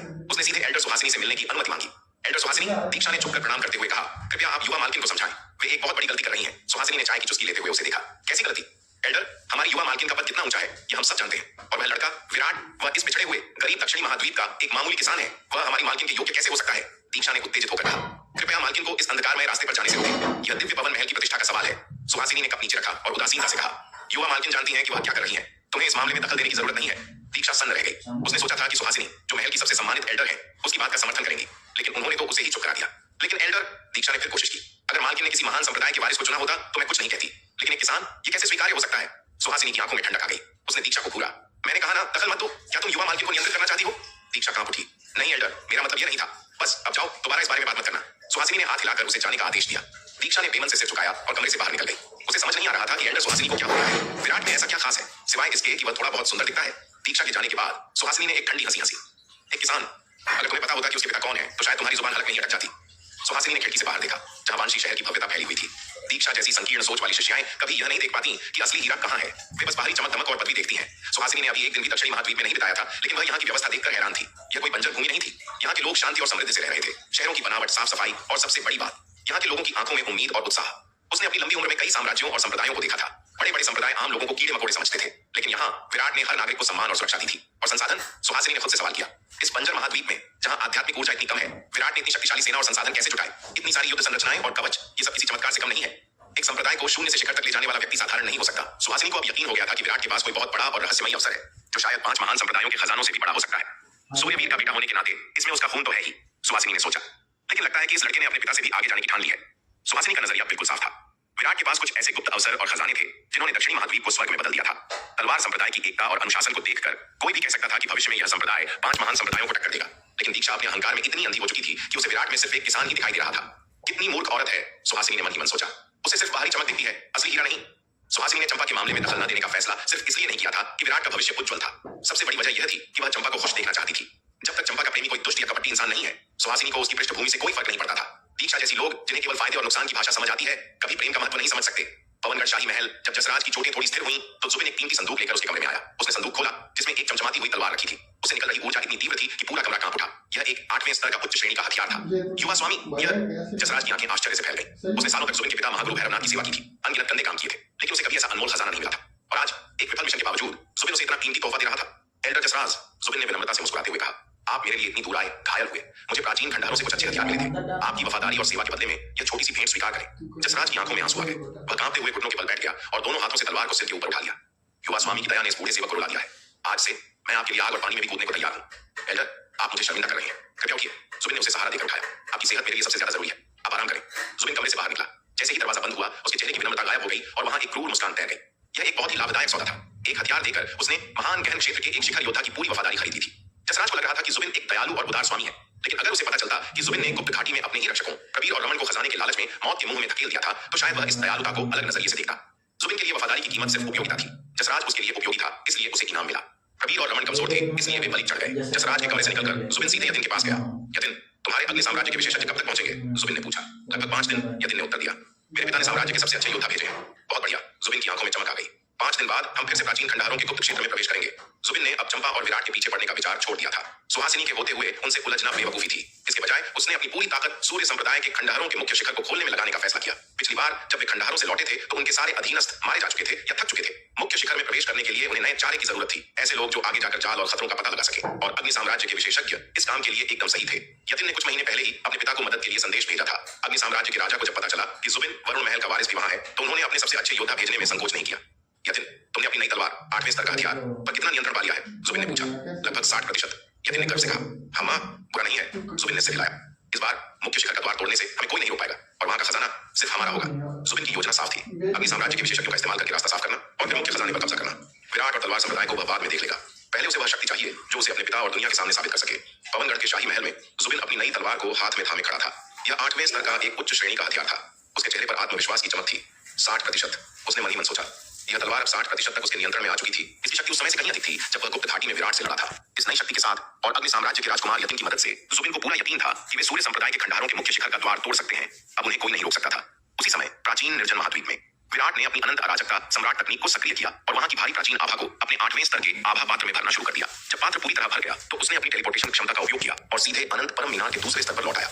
इस बार विराट ने एक बड़ा जोखिम उठाया। उसने 8000 प्राचीन ऊर्जा के अंशों को सीधे अपने शरीर में खींच लिया। विराट मीनार के दूसरे स्तर पर पालथी मारकर बैठ गया और चुपचाप उस भयानक ऊर्जा को अपने शरीर में समाहित करने लगा। यह ऊर्जा इतनी शक्तिशाली थी कि उसका शरीर कांपने लगा, लेकिन विराट ने हार नहीं मानी। जब वह ऊर्जा आधी परिष्कृत हो गई तो विराट ने अचानक अपनी आंखें खोली। उसे महसूस हुआ कि उसकी साधना की सीमा अब टूट रही थी। अर्धचरण स्वर्ग पूज्य की बाधा अब उसे रोक नहीं सकती थी। उसने तुरंत अपना स्थान बदला। वह मीनार से निकलकर अपनी आभा धाम गुफा में चला गया। विराट आभा धाम की विरासत हॉल के सामने वाले चौक पर बैठ गया। अगले ही पल उसके शरीर से एक अतुलनीय रूप से शक्तिशाली आभा का विस्फोट हुआ। पूरे आभा धाम में प्रलय आ गई। विराट के चारों ओर एक गहन दांव भावना का संचार होने लगा। आकाश में तुरंत प्रतिक्रिया दी। आसमान में बैंगनी रंग की बिजलियां कड़कने लगी। भयानक बवंडर उठ खड़े हुए। नीले और सफेद रंग के ज्वालाकमल आकाश में खिलने लगे और फिर एक विशाल अग्निसागर में बदल गए। हवा में अनगिनत अदृश्य तलवारें तैरने लगीं जो आकाश को काट रही थीं और इन सब के ऊपर बादलों को चीरते हुए एक विशाल सजीव सुनहरा ड्रैगन प्रकट हुआ। यह ड्रैगन हजारों मील लंबा था और उसकी हर एक शल्क स्पष्ट दिखाई दे रही थी। वह आकाश में कुंडली मारकर बैठा था और उससे निकलने वाली शक्ति इतनी भारी थी कि नीचे मौजूद सभी जीव कांपने लगे। इस भयानक दबाव के कारण आभा धाम की स्थानिक बाधा टूटने लगी, फिर ठीक हुई और फिर टूटने लगी। इस प्रक्रिया में आभा धाम का विस्तार होने लगा। गुफा के नियंत्रण कक्ष में नन्ही आत्मा तारा कांप रही थी। वह रोते हुए अपनी पूरी ताकत लगाकर गुफा को बिखरने से रोकने की कोशिश कर रही थी। वह कमीना विराट, तारा ने सिसकते हुए कहा। उसने मुझे बिना बताए ही अपनी साधना का स्तर बढ़ाना शुरू कर दिया। वह हमेशा मुझे ऐसे ही डराता है। इस बार का नजारा पिछले किसी भी बार से ज्यादा भयानक था। तारा को लग रहा था कि दुनिया खत्म होने वाली है, लेकिन सबसे बुरी हालत उन राक्षसी जीवों की थी जो आभा धाम में पल रहे थे। आकाश में मंडराते उस विशाल ड्रैगन के दबाव में वे जमीन से चिपक गए थे, हिलने की भी हिम्मत नहीं कर रहे थे। वह ड्रैगन केवल एक भ्रम नहीं लग रहा था, उसमें एक असली दिव्य ड्रैगन की शक्ति थी। यह तूफान 3 दिन और 3 रात तक चलता रहा। चौथे दिन सब कुछ शांत हो गया। विराट ने धीरे धीरे अपनी आंखें खोली। उसकी आंखों में एक नई चमक थी और उसके शरीर से एक ऐसी आभा निकल रही थी जो पहले से कई गुना अधिक शक्तिशाली थी। उसने सफलतापूर्वक स्वर्ग पूज्य क्षेत्र में प्रवेश कर लिया था। विराट ने अपनी मुट्ठियां भींची। उसे महसूस हुआ कि उसकी शारीरिक शक्ति और आत्मा दोनों अविश्वसनीय रूप से मजबूत हो गए हैं। अब मैं शायद युद्ध ड्रैगन मुट्ठी के 7वें रूप का भी इस्तेमाल कर सकता हूं, उसने सोचा। यह परखने के लिए विराट आकाश में उड़ गया। उसने मुट्ठी बांधी और 7वें रूप की मुद्रा बनाई। उसके शरीर से भयानक ऊर्जा निकली। एक स्पष्ट ड्रैगन की आकृति उसके चारों ओर बन गई जो लगभग असली लग रही थी। विराट ने एक जोरदार मुक्का मारा। बूम! ऊर्जा की एक विनाशकारी लहर निकली। उसके सामने का अंतरिक्ष कांच की तरह चकनाचूर हो गया और वहां एक गहरा काला गड्ढा बन गया। अंतरिक्ष के टुकड़े हवा में बिखर गए। यह शक्ति इतनी अधिक थी कि इसने वास्तविकता के ताने बाने को ही फाड़ दिया था, लेकिन इसकी कीमत भी भारी थी। जैसे ही विराट ने मुक्का मारा, उसके अपने हाथ और शरीर पर अनगिनत दरारें पड़ गईं। वह किसी टूटे हुए चीनी मिट्टी के बर्तन जैसा दिखने लगा, मानो अभी बिखर जाएगा। विराट ने दर्द से दांत खींचे। यह तकनीक बहुत खतरनाक है। मेरी वर्तमान शारीरिक शक्ति के साथ मैं मुश्किल से एक मुक्का मार सकता हूं। अगर मैंने लगातार 2 मुक्के मारे तो दुश्मन के मरने से पहले मेरा अपना शरीर ही फट जाएगा। विराट ने धीरे से अपनी मुट्ठी वापस खींची। उसके सर्वोच्च मार्शल शरीर की अद्भुत उपचार क्षमता के कारण उसके घाव तेजी से भरने लगे। अंतरिक्ष का वह काला गड्ढा भी धीरे धीरे भर गया और गायब हो गया। हालांकि विराट की यह शक्ति क्षण भर के लिए शून्य को चकनाचूर कर सकती थी, लेकिन वह इस क्षति को लंबे समय तक सहन नहीं कर सकता था। तभी एक कोमल और गुस्से से भरी आवाज गूंजी। विराट, तुम क्या करने की कोशिश कर रहे हो? विराट ने मुड़कर देखा। नन्ही तारा गुस्से से लाल होकर उसकी ओर दौड़ती आ रही थी। नन्ही तारा के गोरे और कोमल गालों पर आंसू लुढ़क रहे थे। वह बारिश में भीगे हुए किसी नाजुक फूल जैसी लग रही थी। उसे इस हालत में देखकर विराट समझ गया कि उसके अचानक ब्रेक थ्रू और उससे पैदा हुई भयानक घटनाओं ने उसे फिर से डरा दिया है। उसे थोड़ी शर्मिंदगी महसूस हुई। इस बार मैंने उसे सूचित करने में जल्दबाजी कर दी, विराट ने सोचा। तारा पहले से ही थोड़ी डरपोक थी और अचानक ऐसी भयानक ऊर्जा का विस्फोट देखकर उसका डरना स्वाभाविक था। अब वह गुस्से में आकर स्पष्टीकरण मांग रही थी। विराट को सिर दर्द होने लगा। वह बच्चों को मनाने में कभी अच्छा नहीं रहा था। अपनी बेटी वानिया को भी वह शायद ही कभी मनाता था। जब वह बदतमीजी करती तो उसे डांट या थप्पड़ मिल जाते, लेकिन तारा एक आत्मा थी, उसे पीटा नहीं जा सकता था। विराट ने बेपरवाही का नाटक किया और एक बड़ी मुस्कान के साथ कहा, तारा, क्या तुमने ध्यान दिया कि आभा धाम का क्षेत्रफल फिर से दोगुना हो गया है? यह सुनते ही तारा के आंसू रुक गए। उसने चौंक कर चारों ओर देखा और ध्यान से महसूस किया। विराट सही था। आभा धाम का विस्तार अब पूरे 24 करोड़ मील तक हो चुका था। विशालता के मामले में यह अब पूरे दक्षिणी महाद्वीप के बराबर था। यह सच है, तारा ने मासूमियत से सिर हिलाया। और क्या तुम्हें लगता है कि तुम्हारी शक्ति भी बढ़ गई है? विराट ने अपना अगला पत्ता फेंका। तारा ने फिर से ध्यान केंद्रित किया। चूंकि वह इस गुफा की आत्मा थी, गुफा की ताकत बढ़ने के साथ उसकी ताकत भी अपने आप बढ़ गई थी। इस बार विराट के स्वर्ग पूज्य क्षेत्र में प्रवेश और उस सुनहरे ड्रैगन की उपस्थिति ने गुफा को एक नए स्तर पर पहुंचा दिया था। यह वाकई बहुत शक्तिशाली लगता है। तारा ने एक छोटे चूजे की तरह जोर जोर से सिर हिलाया। उसका गुस्सा अब उत्साह में बदल रहा था।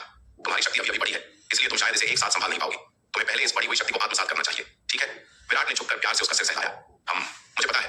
तारा ने फिर से सिर हिलाया। ठीक है, तुम यहाँ धीरे धीरे अपनी शक्ति बढ़ाओ, मैं अब जा रहा हूँ, विराट ने कहा और पलक झपकते ही वहां से गायब हो गया। गुफा से बाहर निकलते ही विराट ने राहत की सांस ली। बच गया, उसने मन ही मन सोचा और मुस्कुराया। सिर्फ यह भोली लड़की ही इतनी आसानी से बेवकूफ बन सकती है, अगर वानिया होती तो इतना आसान नहीं होता। विराट के जाने के काफी देर बाद तारा को अचानक एहसास हुआ कि वह तो विराट से लड़ने आई थी, लेकिन विराट ने उसे अपनी बातों में फंसाकर रफा दफा कर दिया। विराट, तुम फिर से मुझे बेवकूफ बनाकर भाग गए। तारा गुस्से से पैर पटकने लगी। उसका चेहरा टमाटर जैसा लाल हो गया। रुको, मैं तुम्हें इतनी आसानी से नहीं छोड़ूंगी। लेकिन उसके बचकाने स्वभाव को देखते हुए विराट जानता था कि वह कुछ ही दिनों में सब भूल जाएगी। विराट दक्षिणी महाद्वीप के ऊपर आकाश में मंडरा रहा था। वह अपनी नई शक्ति का परीक्षण कर रहा था। आभाधाम के विस्तार के साथ उसकी टेलीपोर्टेशन की सीमा भी बढ़ गई थी।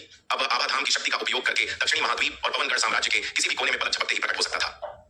अचानक विराट की नजर कुछ हलचल कर पड़ी। उसने देखा कि पवनगढ़ की उत्तरी सीमा से शक्तिशाली योद्धाओं का एक समूह तेजी से उड़ते हुए आ रहा है। उनकी संख्या 100 से अधिक थी। उनमें से सबसे कमजोर भी लघु गहन क्षेत्र के अंतिम चरण में था और कई तो महान गहन क्षेत्र तक पहुंच चुके थे। विराट की भौहें तन गई। ये लोग कौन है? उसने आभाधाम की शक्ति का उपयोग करके उन पर नजर रखनी शुरू कर दी। वह समूह सीधे पवनगढ़ के शाही शहर की ओर बढ़ा और वहां उतर गया। कुछ ही देर बाद विराट को अपने अंधकार प्रहरी से भी संदेश मिला। जासूसों ने इन घुसपैठियों को पहचान लिया था। विराट ने अपनी जादुई दृष्टि से देखा कि पवनगढ़ के शाही महल के बाहर यतिन उनका स्वागत करने के लिए निकला। 8वें शाही चाचा। यतिन ने लाल वस्त्र पहने एक अधेड़ व्यक्ति को झुककर प्रणाम किया। 6ठे राजकुमार। उस व्यक्ति ने भी तुरंत प्रणाम का जवाब दिया। यह व्यक्ति अग्निदेव था, जो अग्नि साम्राज्य का 8वें नंबर का राजकुमार और एक महान गहन क्षेत्र का मध्य स्तरीय विशेषज्ञ था। रिश्ते में वह यतिन का चाचा लगता था, लेकिन यतिन से ज्यादा शक्तिशाली और वरिष्ठ होने के बावजूद अग्निदेव ने यतिन के सामने झुकने में कोई संकोच नहीं किया। कारण साफ था, यतिन अग्नि साम्राज्य की युवा पीढ़ी का सबसे प्रतिभाशाली योद्धा था और वह वरुण महल का शिष्य भी था। उसका दर्जा एक सामान्य राजकुमार से कहीं ऊंचा था। इसके अलावा यतिन की वास्तविक युद्ध शक्ति भी अग्निदेव से कम नहीं थी। चाचा, आप इतनी दूर से मदद के लिए आए, मैं आपका आभारी हूं। यतिन ने एक विनम्र मुस्कान के साथ कहा। अरे राजकुमार, हम तो परिवार हैं, ये औपचारिकता कैसी? अग्निदेव जोर से हंसा, लेकिन मन ही मन वह सतर्क था। इस लड़के की मीठी बातों में मत आना, उसने खुद को याद दिलाया। वह यतिन को बचपन से जानता था। ये लड़का बाहर से विनम्र था, लेकिन अंदर से बेहद क्रूर और निर्दयी। अगर किसी ने इसे नाराज किया तो यह अपने सगे चाचा को भी नहीं बख्शेगा।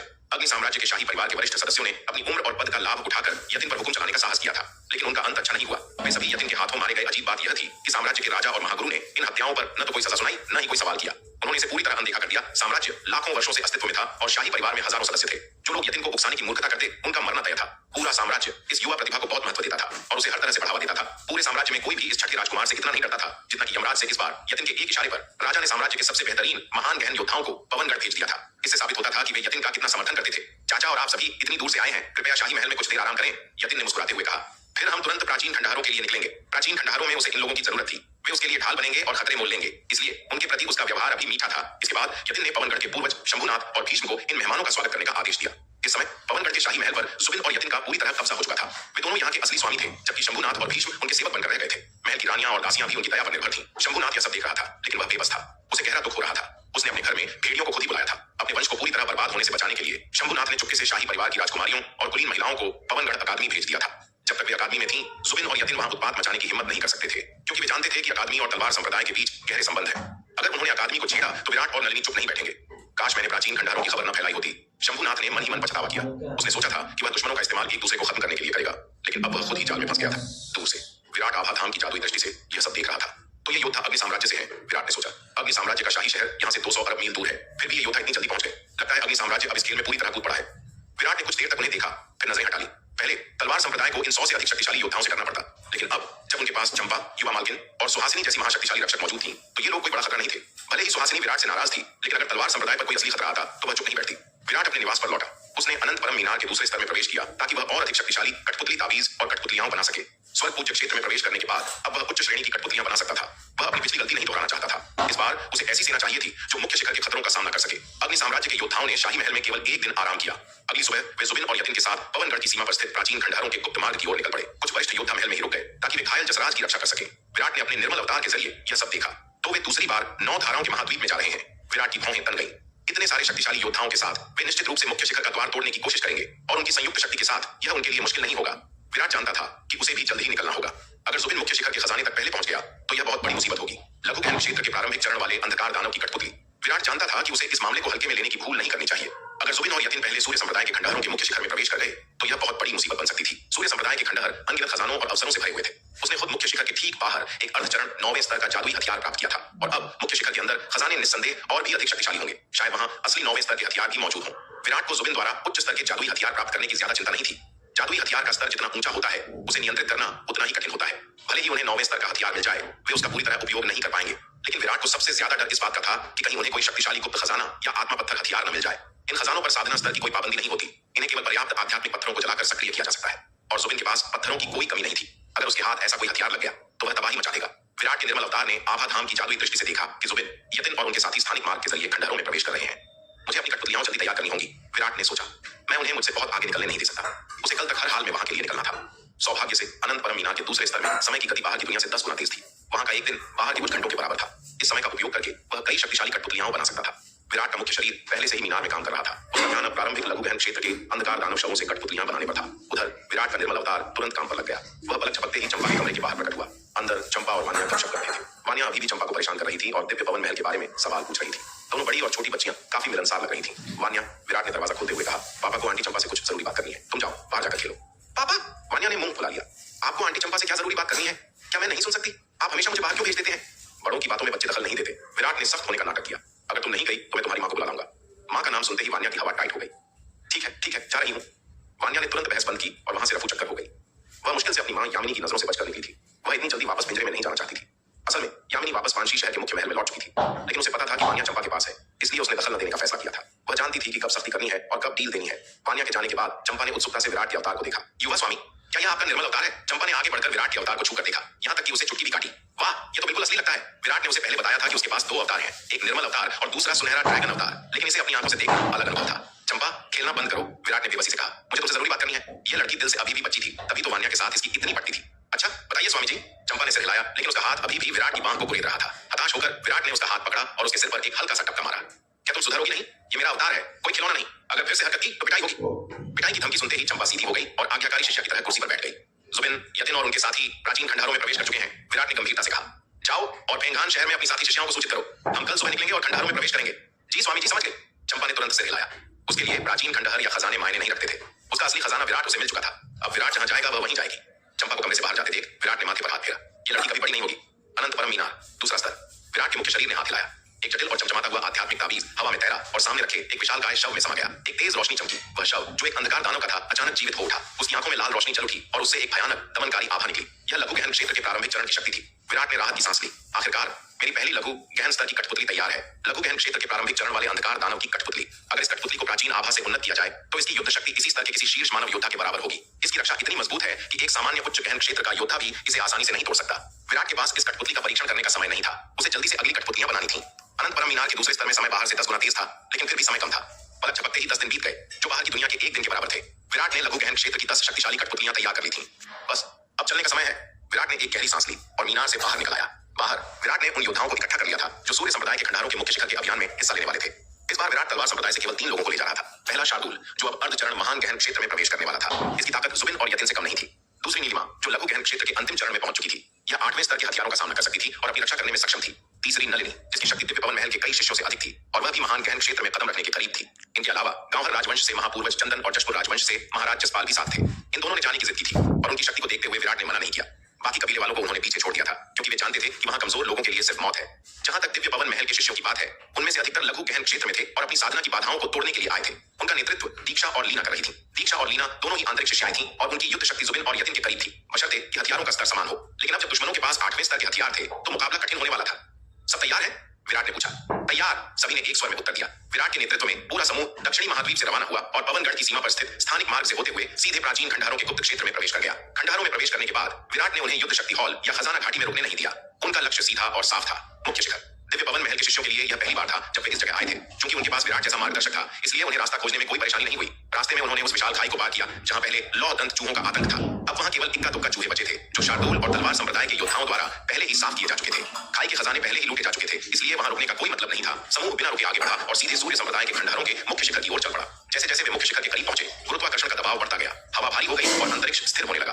दीक्षा मन ही मन हैरान थी। ऐसा लग रहा था कि इस गुप्त क्षेत्र का स्तर उसकी कल्पना से कहीं अधिक था। मौजूदा हालात को देखते हुए यह कोई छोटा गुप्त क्षेत्र नहीं, बल्कि एक विशाल संसार था और यह सूर्य संप्रदाय शायद अतीत के 5 महान संप्रदायों से भी अधिक शक्तिशाली रहा होगा। अंततः वे मुख्य शिखर की तलहटी में पहुंचे। सामने एक विशाल पर्वत द्वार था जिस पर शक्तिशाली बाधाएं लगी थीं। सब मिलकर हमला करो, विराट ने आदेश दिया। विराट, नलिनी, शार्दूल, नीलिमा, चंदन, जसपाल और दिव्य पवन महल के सभी शिष्यों ने एक साथ अपनी शक्ति का प्रहार किया। बूम! बाधा में एक बड़ा छेद हो गया। वे सभी तेजी से अंदर घुस गए। मुख्य शिखर के पर्वतीय मार्ग पर चढ़ने के बाद पर्वत द्वार की भव्य संरचना के प्रभाव से टूटी हुई बाधा धीरे धीरे ठीक हो गई और अंततः अपनी मूल स्थिति में लौट आई। यद्यपि समय बीतने के साथ इस पर्वतीय द्वार की बाधा की शक्ति काफी कम हो गई थी, फिर भी वे अपनी संयुक्त शक्ति से केवल थोड़े समय के लिए ही उसे तोड़ सके थे।